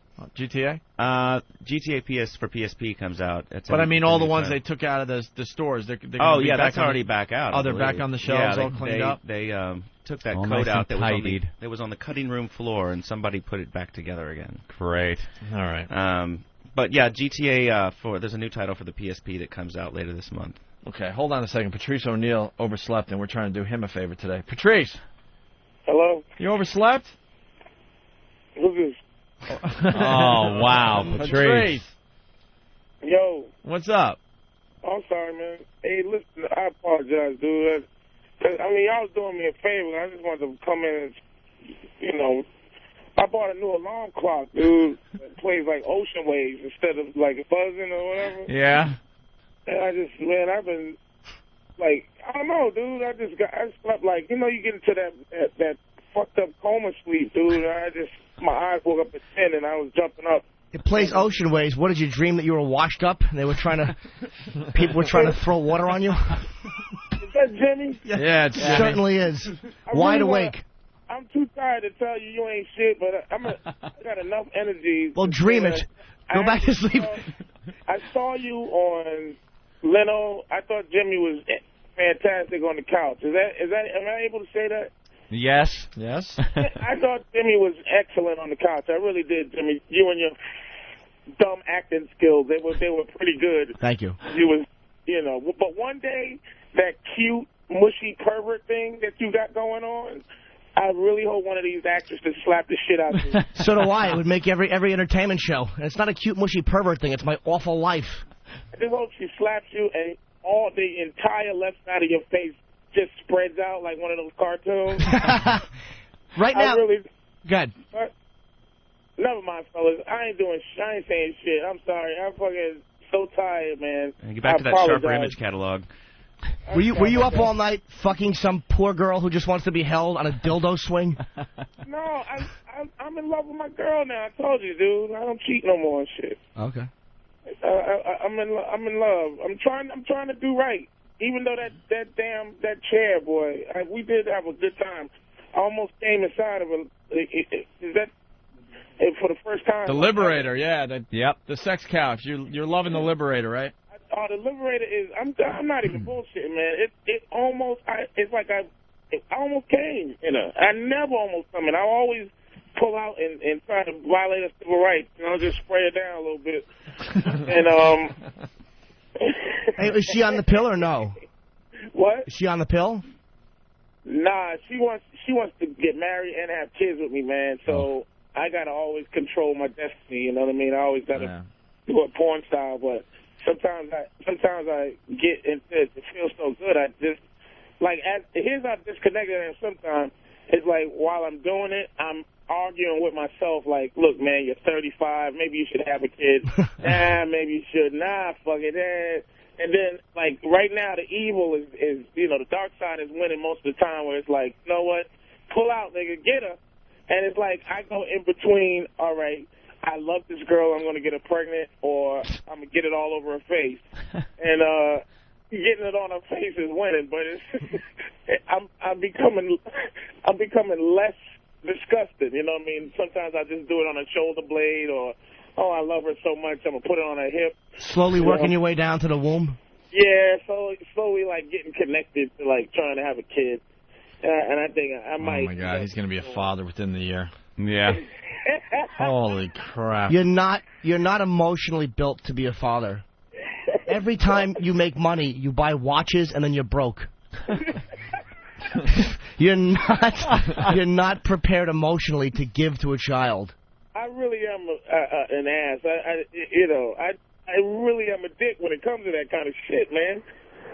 You fly below the equator to pay poor women to suck your dick. You're not ready to give love. You know what, though? I don't like the way Jim just won't allow anybody. I tell you, though, our little crew, Jim, I just wanted to say on the radio, we had a nice run. Now everyone's admitting that there's a crew. I love that. It was a crew. It was me, Jimmy. No, it's every man for themselves. Jimmy's doing just fine without you guys. You know what? That bitch Bonnie, she's the Yoko Ono of the crew. Of comedy. Yeah, we haven't heard from Voss in a long time. Nope. He's not, because Bonnie has those coffee shop people in L.A. hired Bonnie to destroy us. They did not like loud assholes getting national prominence, and she was hired by Comedy Central to go out with the weakest member of the group, which was Voss, and whisper in his ear, and everything Voss says now, it's like somebody else said it to him in his ear. Yeah. I told you, Norton, you're the only one invited to his wedding. He called everybody and said, why didn't you bring a gift to the wedding, And, like, I was like, well, we're not traditional fucking friends. Like, we're not square friends. Like, how do you like, ask me to bring you a gift to your makeshift Caroline's reception and then, like, not invite me to the wedding? Like I said, you got some fucking nerve. You didn't invite me to the wedding, asshole. And then ask me for, I thought we were friends, and I thought we were good buddies. Oh, really? Did you? And he goes, I didn't write to the wedding because I didn't want to bother you. Well, why are you bothering me now, you dick? Would you have flown all the way up into Edmonton to go to his wedding? That's not the point. But would you have done it? I would have found some type of excuse not to go. I would have not went to that stupid wedding in Canada because I don't condone it. But I think being invited would have been the point. Then he could have said something to me like, hey, you didn't bring things. And then I had to curse him out because I know that wasn't him talking.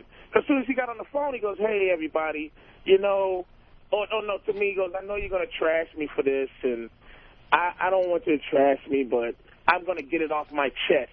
When the fuck did Voss start speaking that Alcoholics Anonymous and that drug? That's that shit they used to say in the drug meetings, hey, he's starting to become civilized. And people don't understand something about being with a woman, and especially a woman comic. Women comics, the only way they find you attractive is if they think you're better than them. You know what I'm saying? Because they look at you on that level like, wow, he's like this guy, he's like on the TV.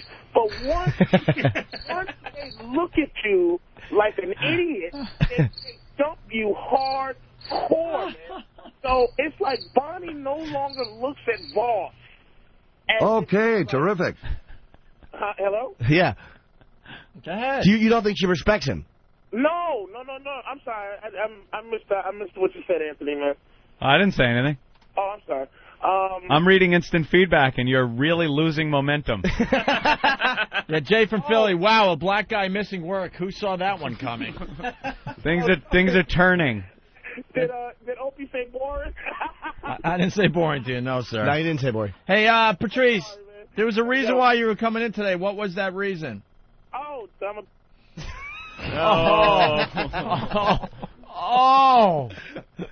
Oh, you didn't. Oof. No, he needs a good plug because he's doing Greg at Caroline's a big favor today. He's going to be at Caroline's all weekend? Yeah. I guess, I don't know if he's doing Sunday, but I know he's doing tonight, tomorrow. It was for supposed to be Tracy Morgan. Morgan, but something happened with Tracy, some TV thing or whatever, so Greg called up Patrice. So Patrice is stepping up big time. So Patrice at Caroline's all weekend long. Patrice O'Neill, very funny guy. Really funny. Let's say hi to Bob Kelly. Oh, Bob. Yeah. Hi, Bob. Hey, Bob. That fucking jackass he is. Who, He Patrice? really doesn't- I just told my girlfriend the other day, I go, I love when he calls me when I have a road gig when I'm driving because I know he'll take up 3.5 hours of my time. He's like talk radio, personal. Patrice. Yeah. I'm sorry I did what I did to you, but Bob Kelly just called you what? What'd you call him? I said, I love when you call me on the road. No, you called him a what before that? Human talk radio. No. A yard ape. I think you called him an ass or something. An ass. An ass. Sorry. I didn't say yard ape. Can you hear me? Yeah, we can. And we can all hear each other. Yeah, you know that's the thing that we just don't. We have to start loving each other, fellas. Well, excuse me. Hold on a second, fucking Mr. Zen. When I was in L.A. a couple weeks ago, piece of shit, who did I call and practically begged to hang out with me and fucking, hey, I'll call you back, and I fucking never heard from you again. I was alone and I needed some friends. Yeah, who's the guy? So, who's the guy when I broke up with my girlfriend, and I was like, you know what, I'm going to stop fucking around. I'm going to be a nice guy, try to change my life. Who called me a fat loser and said I'll never change? Everyone. And that's mean, Norton. I called you that before you broke up, Bobby. See, that's why they'll never be loved, because you all change. You fucking switch it up like sharks. Look, I think you're on my side, Norton, and you come right back at me. Hey, Bob. What?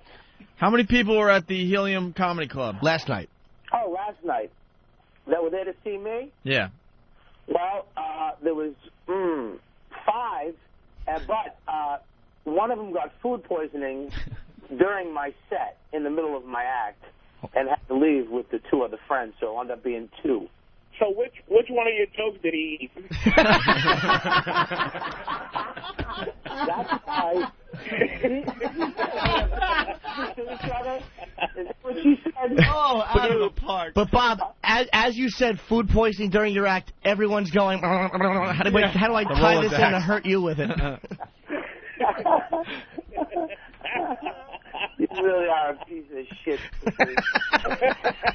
Bob Kelly, we played the voicemail you left for Jimmy Norton. Oh, Jesus Christ. And then, well, you had 22 people, and then we played your plug, which you didn't name the city in. I'm such a fucking idiot. You just said the Helium Comedy Club. This is a national talk show. No one knew where to go. No. Yeah. Bob, it's not that's true. He just said the Helium Comedy Club like it's fucking Madison Square Garden or the Felt Forum. He called it the H. No one makes it worse. Even if the people in Philly knew it was the Helium Club, there's no way they would know because it's a brand new place. Brand new. No so even number. the people in Philly couldn't even make that connection.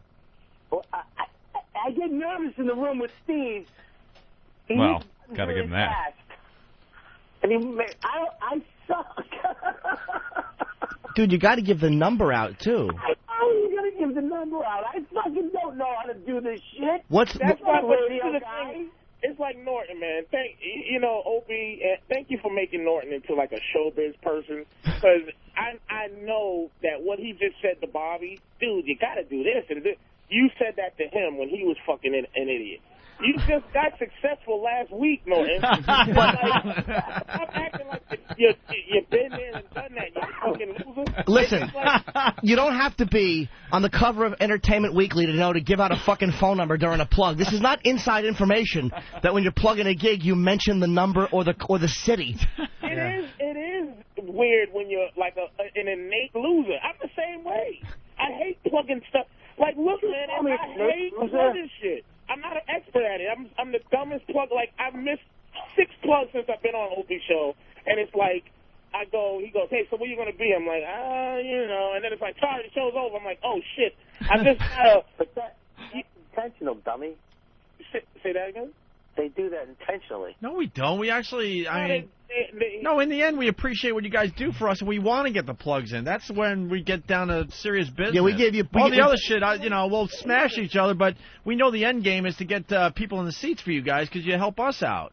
Yeah, Bob. So I'm going to defend myself. Wow. Here. Bobby. And Bob, you were on the show for 2 days. We walked you down into the production room, said, now you do a promo. We're going to run this like crazy. And you were the dummy that didn't know the fucking city. That's right. Oh, you fat fucker. How about that?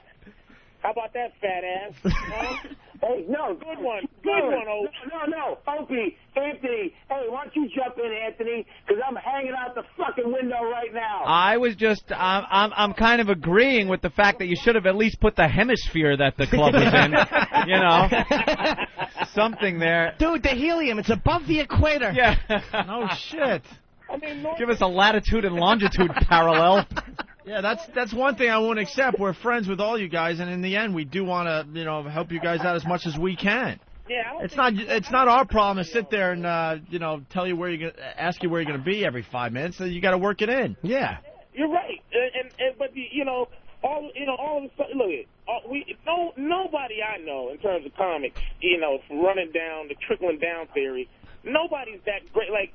Everybody, what everybody's copying from is that goddamn Dane Cook. Everybody I know is trying to be goddamn Dane Cook all of a sudden because when you saw those CDs, that shit changed like the way comedy. It destroyed comedy. Now everybody's trying to put out this dumb CDs. Hey, I'm a little white wormy guy, volume 2 with 2 CDs set of fucking I'm a smushy little cracker, and hey, now I look like Tura Tanaka. Fucking Bobby's new stupid CD.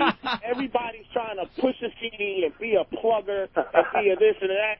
And I'm on the way to doing it too because I'm like, okay, that's maybe how you got to do it. But I hate peddling myself. Hey, come see me and I'm a funny guy. I'm under this illusion that people just want to come to fucking see me because they heard I was funny, but it ain't working. So now I got to goddamn say, hey, come on down to, blah, blah, blah, blah, blah, like sound like a modern zoo guy and shit. You know what I'm saying? Patrice, that would have been a perfect opportunity to actually say Caroline. Say Caroline this weekend. Right. Jesus. Do you understand what I'm saying? Why don't you guys try to help me? And Patrice will be at Caroline's all weekend long for Tracy Morgan. He's a very funny guy. That's right. Patrice will be at Caroline's on Broadway. All right, we got. I want to read this from Big Moose in Philly. Yeah. He goes, I know that Helium is in Philly. I heard that Bob Kelly was there, and even though it was raining and windy, I didn't care. I got my umbrella and went to the Electric Factory to see Bill Burr. All right, listen, we got lots of show to do, so we got to cut you guys short. Patrice O'Neal is going to be at Caroline's. Patrice will be in for Jimmy a couple days next week. Bob Kelly will not be in for Jimmy next week at all. Oh, why can't Bob stop by? Bob's just sitting there hoping. Wanting. Bob? Listening very closely for the answer. Yeah, Bob wants to clear his throat, but he doesn't want to break the silence. Bob's done a fantastic job on our show. Helium Comedy Club in Philadelphia. Bob, you got a number for the club? Yes, I do. 215-496-9001. All right, and Bob, listen to the replay. I was telling everyone how you killed as you were warming up for Dane Cook, and you should have had a lot more people at the Helium Club in Philly. I like Opie. Opie's been slammed. I like Opie. And he hangs up on him. Thank you for letting me plug Caroline. All right, we'll see you next week, Patrice, okay? 212-757-4100 for tickets. Go see Patrice Are you there O'Neal. Sunday, too, or just tonight, tomorrow? You can answer. No, he's going to hang up. I actually wanted to ask him. Yeah, you really wanted to know. Because when it comes to that, we take it seriously. Yeah, it was a real question. Yeah, because we make fun of Voss's act and stuff, but the fact is he does a very, very good job. Yeah. We don't want to confuse the two. We like to smash him, but we also want people to go see Voss when he's doing his thing as well. Laszlo, Did Ben tell you how my show's being sabotaged because of my association with you guys? Of course it is. Yeah.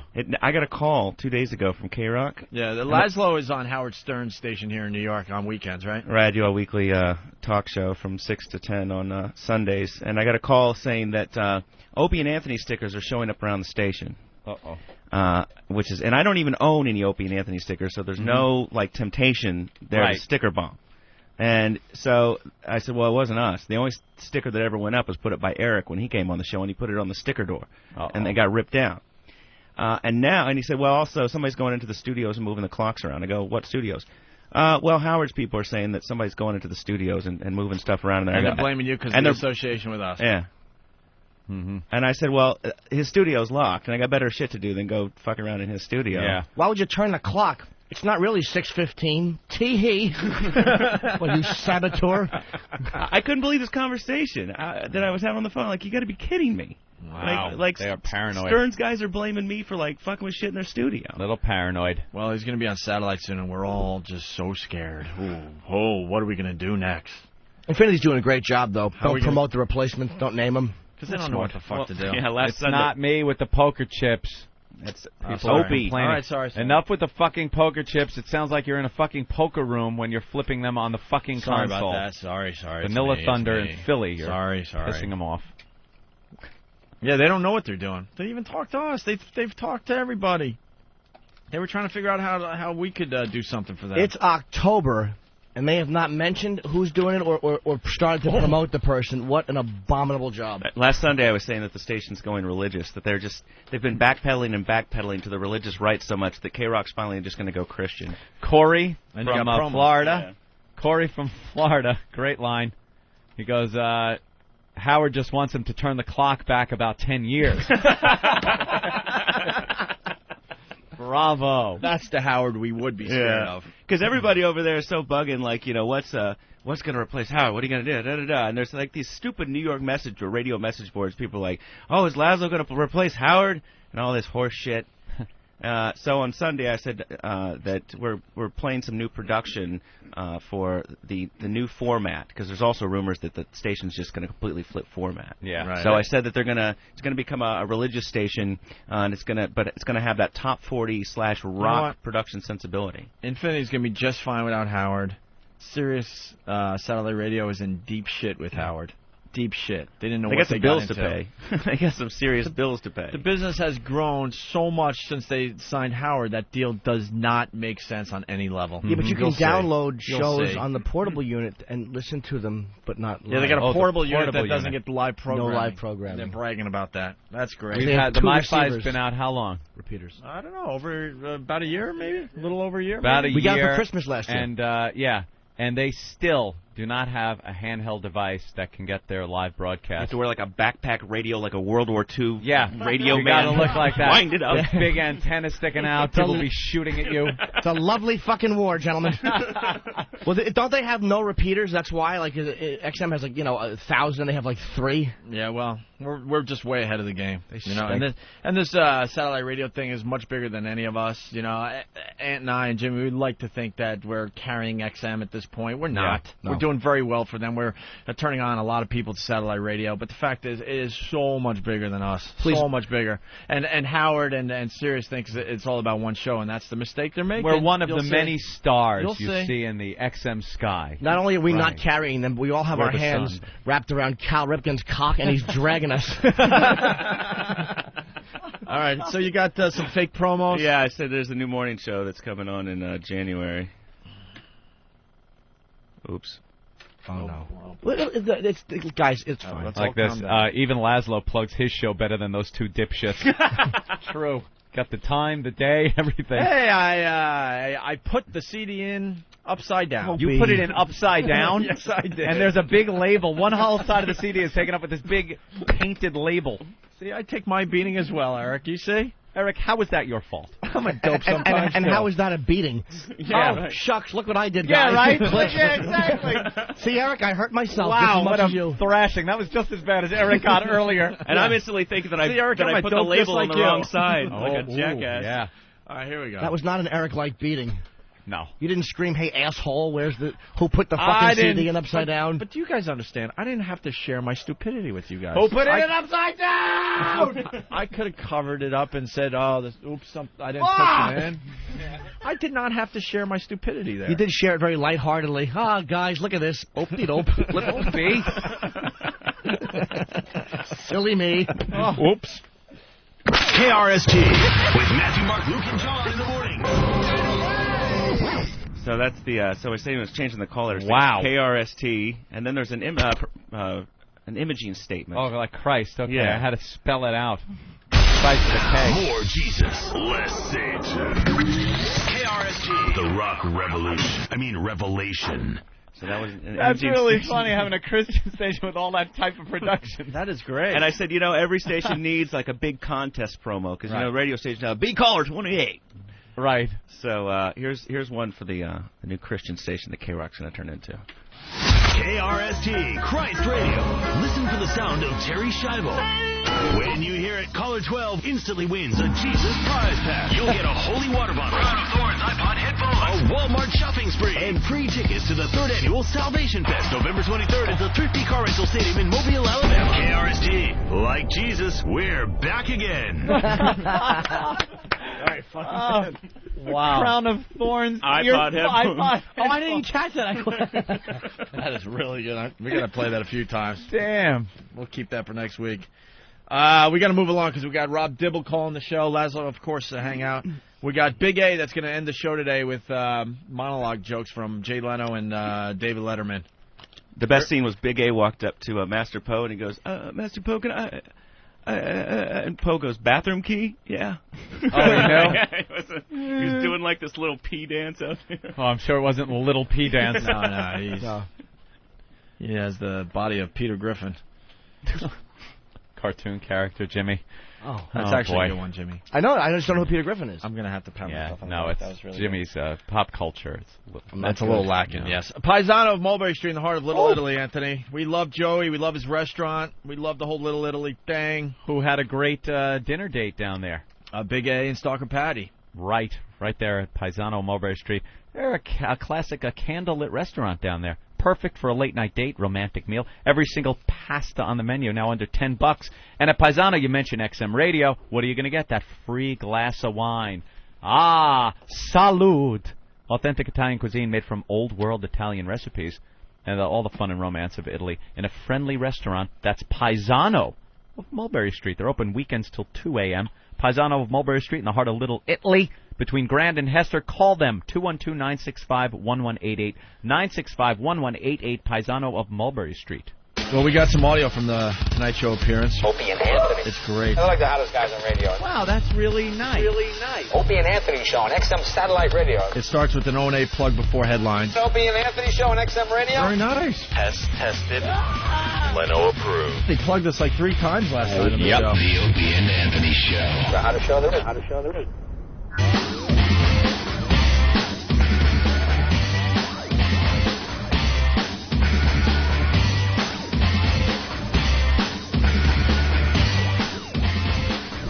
All right, let's get right back into the show and say hi to one of our pals, Rob Dibble. Rob, what's up? How you guys doing? There he is. Where are you calling from? I'm calling from L.A. Yeah, that's what I thought. You have that I just woke up voice. I guess everyone's talking about the thing, the catch, the strike, the bum call. The bum call. Yeah, you know what? But that's not an unusual play. That's what's so funny is baseball has that play 5 times a game, and just because it was at the end of a game, everybody's making a big deal about it. But I still contend that wasn't the end of the game. The end of the game was the stolen base and then the base hit. And right. Everybody's like, well, it was the strikeout. No, it wasn't. The pitcher just didn't do his job. The bottom line. But Rob, what did you think? Did he? To me, it looked like he caught the ball and then just kind of rolled it out like a catcher does. Did he actually catch it, or do you think he trapped it? I think he caught it. Okay. I think he caught it. Kevin and I talked to Larry Barnett, a guy who's done 7 American League Championship Series in his career. He holds the record, and he was actually the one that was involved in the Armbruster deal in '75 with Carlton Fisk. And, he was talking about how catchers will let you know if they caught it or not. And had he not caught it and trapped it, he would have tagged them. Right. And because, catchers are just so used to that. So in Josh Paul's mind, he caught the ball. He just rolled it back out to the mound. And so, the umpire screwed up. But why are they never accountable? I know the pitcher didn't do his job, and they all blow calls, but why are umpires never held accountable for their awful... I mean, if you don't hit, you sit, or you're throwing off the team. Why are they not held accountable for sucking? Well, I mean, because, referees and umpires, whether it's basketball or hockey or whatever, I mean, they're just supposed to be people that adjudicate the game. And, it's not like they're actually part of the game. Umpires over the years have tried to become more part of baseball, and then when they put them all under one umbrella, I liked it better when you had American League umpires and National League umpires because they kind of were competitive. And when it got to the playoffs and stuff, they were almost sharper, and they had an edge. Yeah. And now, they're all under one umbrella, and it's kind of a universal umpiring crew. And you've got American League and National League umpires that are mixed into the crews. I mean, it's just, I've seen some really bad umpiring during the playoffs, and that's disappointing because these guys used to be so sharp and had an edge about them, and it's just not like that anymore. Yeah, should we incorporate the instant replay? No, absolutely not. That's garbage. I think it sucks in football, and it's brutal. Because they don't know how to use it right. I mean... No, I mean, and the thing in football, it slows it down and becomes too technical. And that's the thing I don't like about it. And so with baseball, if you were to stop a baseball game, it's already 3 hours long, 3.5 hours long. I mean, people would really get turned off by it. And the fans are really coming back to baseball. So I think it's just, they have to have, like you said, they have to be held accountable. And, there's got to be, like, they instituted this a few years ago. And Sandy Alderson Jr., who went back to baseball, and he's now at the San Diego Padres, when he took over the umpiring crew with MLB Baseball, he really did this where they get together and they get the call right kind of stuff. But they really need to have it like the NFL. The NFL referees are held accountable because they have like a panel of referees that look every week at how these guys did on Sunday. And that's what Major League Baseball has to do, that when these guys aren't good, that they either have like some way to judge them, and then they don't go to the playoffs. And I think that's the way you're going to make umpiring better. Yeah. I got to say, too, I disagree. I think that fans watch the game, whether it's football or baseball. If instant replay, like Ope said, is overused, then it's no good. But no fan is going to get mad if there's an extra 10 minutes on the game and the calls are right. Yeah, fans want the calls right. Especially when it's a very, very important call, like the other night. Absolutely. Or when it's a touchdown catch in football. I mean, when you could cost somebody a season because you're not doing your job, and everything's more technical. I mean, the way they scout each other, everything is more technical now, and umpiring has not caught up. And we were talking about this today, like, there's a team that might win the World Series because of a bad call now, all right, technically. I wonder if... Yeah, but you know what? You can go back and you can look at the Yankee game and the Robinson-Cano play at first base where Joe West called him out. That would have been bases loaded for the Yankees. Right. So the Yankees are actually sitting home right now because of a call that an umpire made. Right. That Kevin Kennedy and I, we both disagree with the call. That's right. I agree. We felt that the defense was awarded for bad play. You can't award the team bad play and say, well, the rule says this. You know what, guys? If he had the run down the proper way to first base, he would have run Darren Erstad over and killed him. Right. Yep. Darren Erstad was on the right side of the base. So it's actually, some of the rules in baseball are kind of sketchy, but, that's the way the game is. I mean, you got to live by it. Hey, are they ever going to try to speed up play? I know you said a lot of people coming back to baseball, so why do it? But just seems like in this day and age, everything moves a lot faster. We're all about on demand, and we don't want to wait through commercials or anything. And I just wonder if eventually it's going to hurt baseball. They have sped it up by about a minute.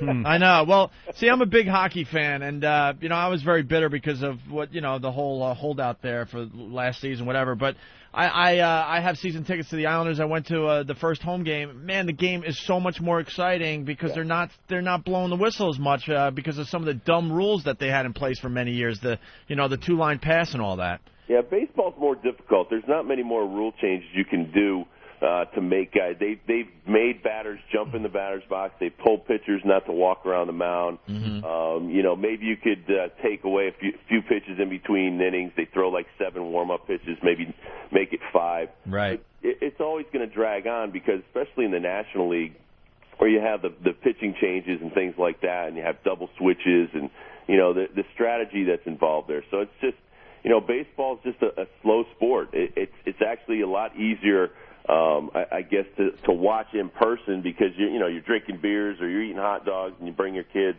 It's a lot more fun. But I think that's the same thing about hockey. I'm a huge hockey fan. I used to have season tickets to the Whalers back east. And I love going to the games as opposed to watching it on TV. Yeah, without a doubt. What are you guys talking about on 175 today? Oh, we'll be talking about last night's National League game, and, of course, we'll still be talking about the A.J. Brzezinski play. Yep. And just getting people up to date. And then probably a lot of the managerial openings that are still going on. Man, you guys on sports radio love to run things into the ground. Absolutely. And it's the, absolutely. I know, and it's your listeners. We take our hats off that'll to do you. it. It should be a 5-10 minute conversation about this missed call, but they'll still be talking about it Tuesday. Yeah, but the best part about our show is that we're trying to inform people and trying to make them understand why the play happened. Does Clemens win tonight? Does Clemens win tonight? I don't know. I like the Cardinals. But and I think they're playing tomorrow. I think they got an off day. Way to go out on a limb. Yeah, I don't know. Hey, well, let me ask you a question about the replay, because a friend of mine's a big proponent of it, and I'm kind of into it too, but do you think that, are you saying that, a lot of times you think it's going to extend the games, but the technical aspect kind of, it will remove people from what was, at one point was certainly not in the same kind of, realm because of... Yeah, but it also, the best part about baseball is the human aspect of the umpires. You know what, the whole Questec thing has been a miserable failure.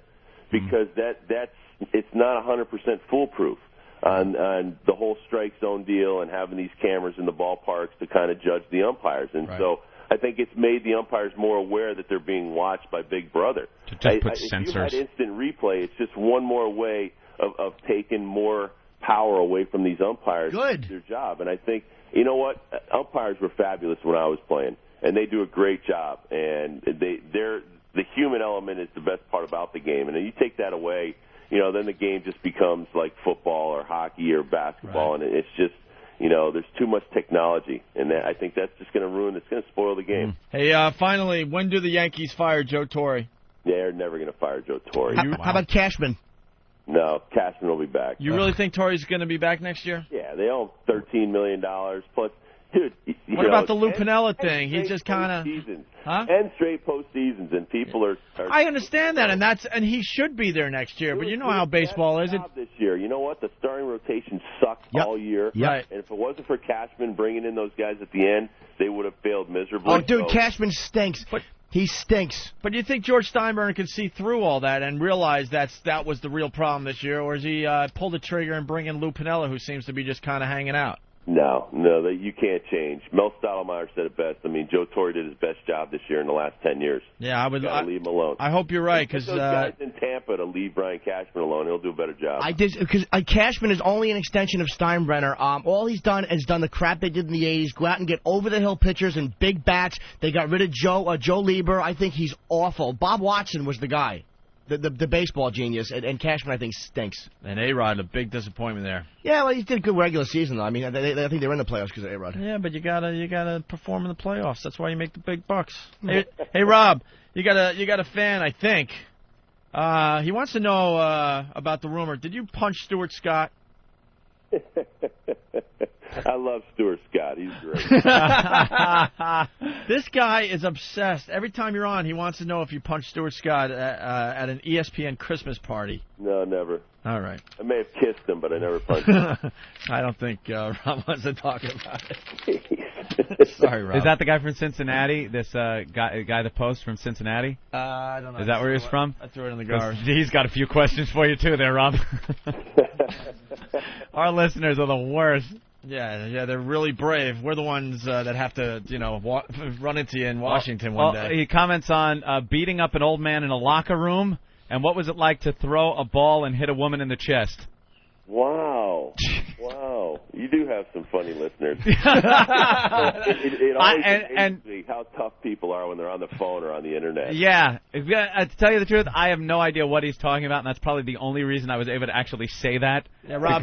Because I did the same thing with... who the hell was on the phone, and I asked a question that was a little awkward to you guys because I didn't know about it. Cal Ripken. Oh, Cal Ripken. And the Kevin Costner. I asked him about the Kevin moment. Costner thing, and everyone turned and looked at me like, "What are you doing?" I'm like, "No, I don't know. I just read it on the on the board over here." And yeah, Rob, don't kill the messenger. You yeah. know? I won't. All Thank you, Rob. We like Rob a lot. You do the show with Kevin Kennedy on 175 Home Plate, and you guys are on today from 3 to 6 on the East Coast. Yep. All right, Rob. Thank you. All right, you guys take care. All right, there he goes. Rob Dibble doing us a favor today. We appreciate that. Anyone know the ball breast story? I don't know. We'll. No. I think we got past that. She was singing Xanadu, and he threw it.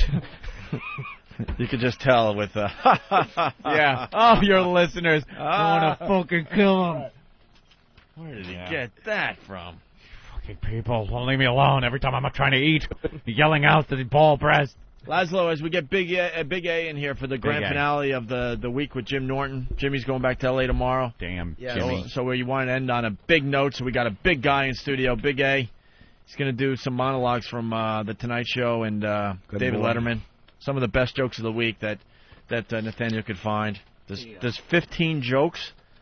Dude, we only got like 8 minutes left. We don't have an hour. Yeah, we'll just do a couple. How about one? Laszlo, anything else? Oh, you turned my mic on. All right. It was off. The whole time? No, just for a while there.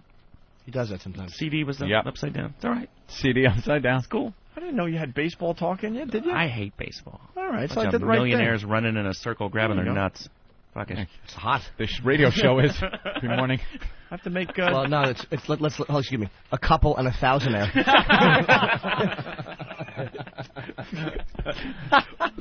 All right, anything else, though, Laszlo? I'm good. We're working on the weekend thing. I just wanted to acknowledge that to everybody.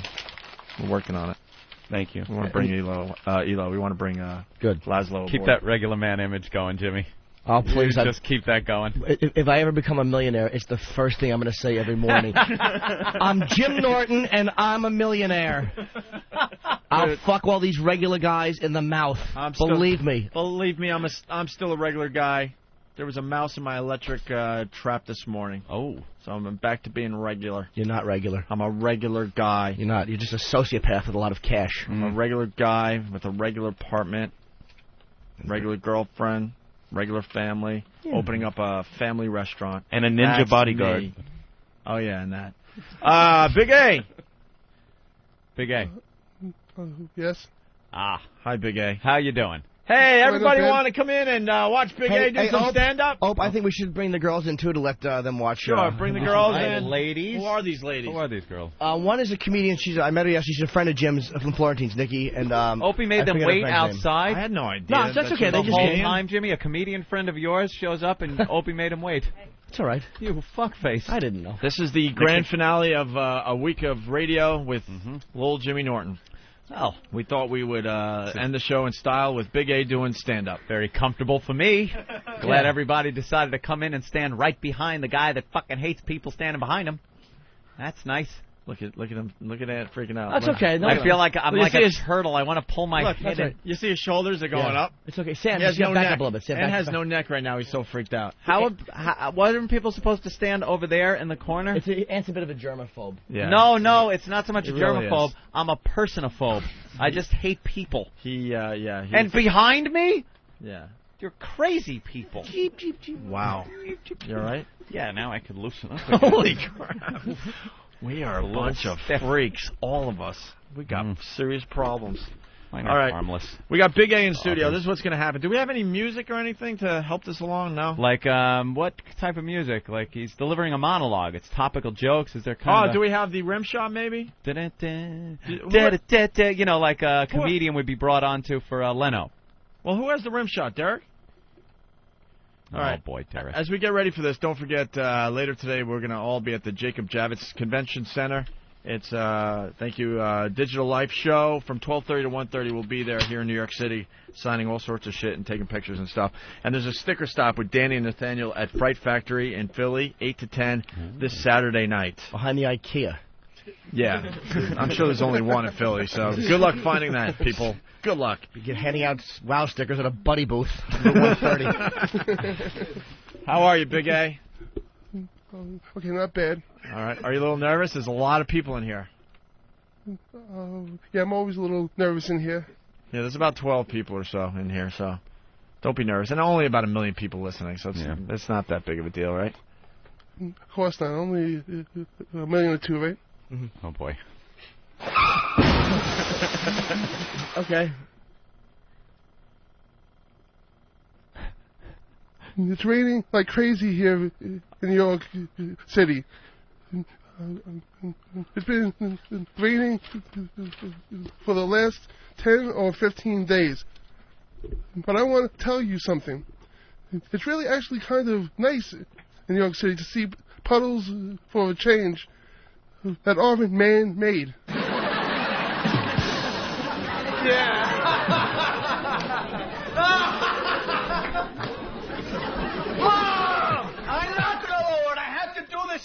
Here's that same joke. It's raining like crazy here in New York City. It's been raining for the last 10 or 15 days. But I want to tell you something. It's really actually kind of nice in New York City to see puddles for a change that aren't man-made. Ah, okay. All right, there you go. All right. Just like him. Yeah, sure. Big A, the next one. Here's how bad it's raining. It's starting to flood now.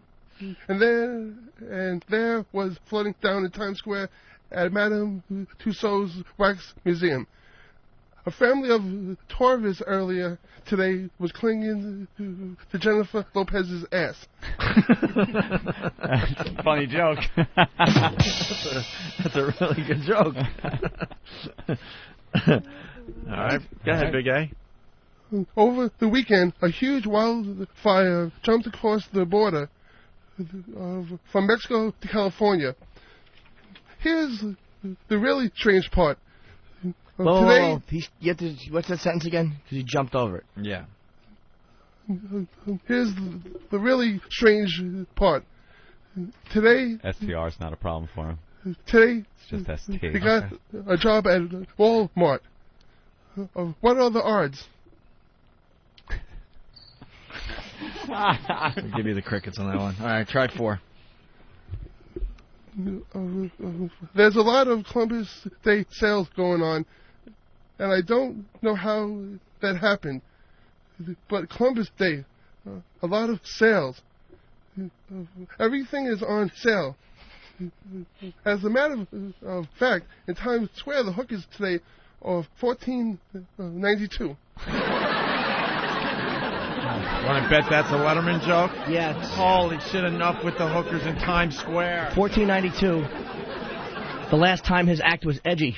There's a lot of Columbus Day sales going on, and I don't know how that happened, but Columbus Day and a lot of sales, and everything's on sale. For a matter of fact, in Times Square, the hookers today are only $14.92. I forgot the only. Who transcribed? Hawk. Only is a pretty important word in this, I think. He also spelled border, jumped across the border. He spelled it like snowboarder. Oh. You noticed that? Hey. Enough with the Times Square hooker jokes. I wonder who Letterman. did number 6, too. Yeah, you could just tell. All right, let's do number 5 there, Big A. I don't know if you knew this. Maybe you did. Maybe you didn't. China has launched 2 guys into space. Were you aware of that? No. Like this week, 2 guys from China are flying around in space. The mission, they hope to visit each planet and leave takeout menus. Yeah, that's funny. Number 6. Listen to this. eBay is banning the sale of stun guns. Sounds like someone used one on him right there. To New Yorkers. Great. Now how are we supposed to drop a charging rat? That's what I want to know. Can I ask a question for Than? Who did number 5? Whose joke is number 5? Why, you want to hear it? Just curiosity. I don't know if you knew this. Maybe you knew this, maybe you didn't. China has launched 2 guys into space. Were you aware of that? Like this week, 2 guys from China are flying around in space. And the mission, they hope to visit each planet and leave takeout menus. A little racial humor from no Dave. Very surprised. I want to thank Jim Norton for being on the show this week. Oh, he's happy to. He's going back to L.A. tomorrow, and we'll see you in 2 weeks, and you'll be at the Halloween party. Of course, that whole week. And HBO is next Friday night. No, next Friday night, yes. Believe me, a I'll week call from in. tonight. Yeah. Jimmy's half-hour comedy special on HBO. It's been great having you home, buddy. Number 14, it'd be great if we could try to read number 14. All right, let's go with 14 as we end the show. How about this? U.S. leaf supplies have started arriving in Pakistan. I'm sorry, we laughed. You better start over. I'm really sorry, big guy. One more time. One more time. Go ahead. How about this? U.S. relief supplies have started arriving in Pakistan. Boy, that's pretty quick, huh? I think. That's it. I'm out of here.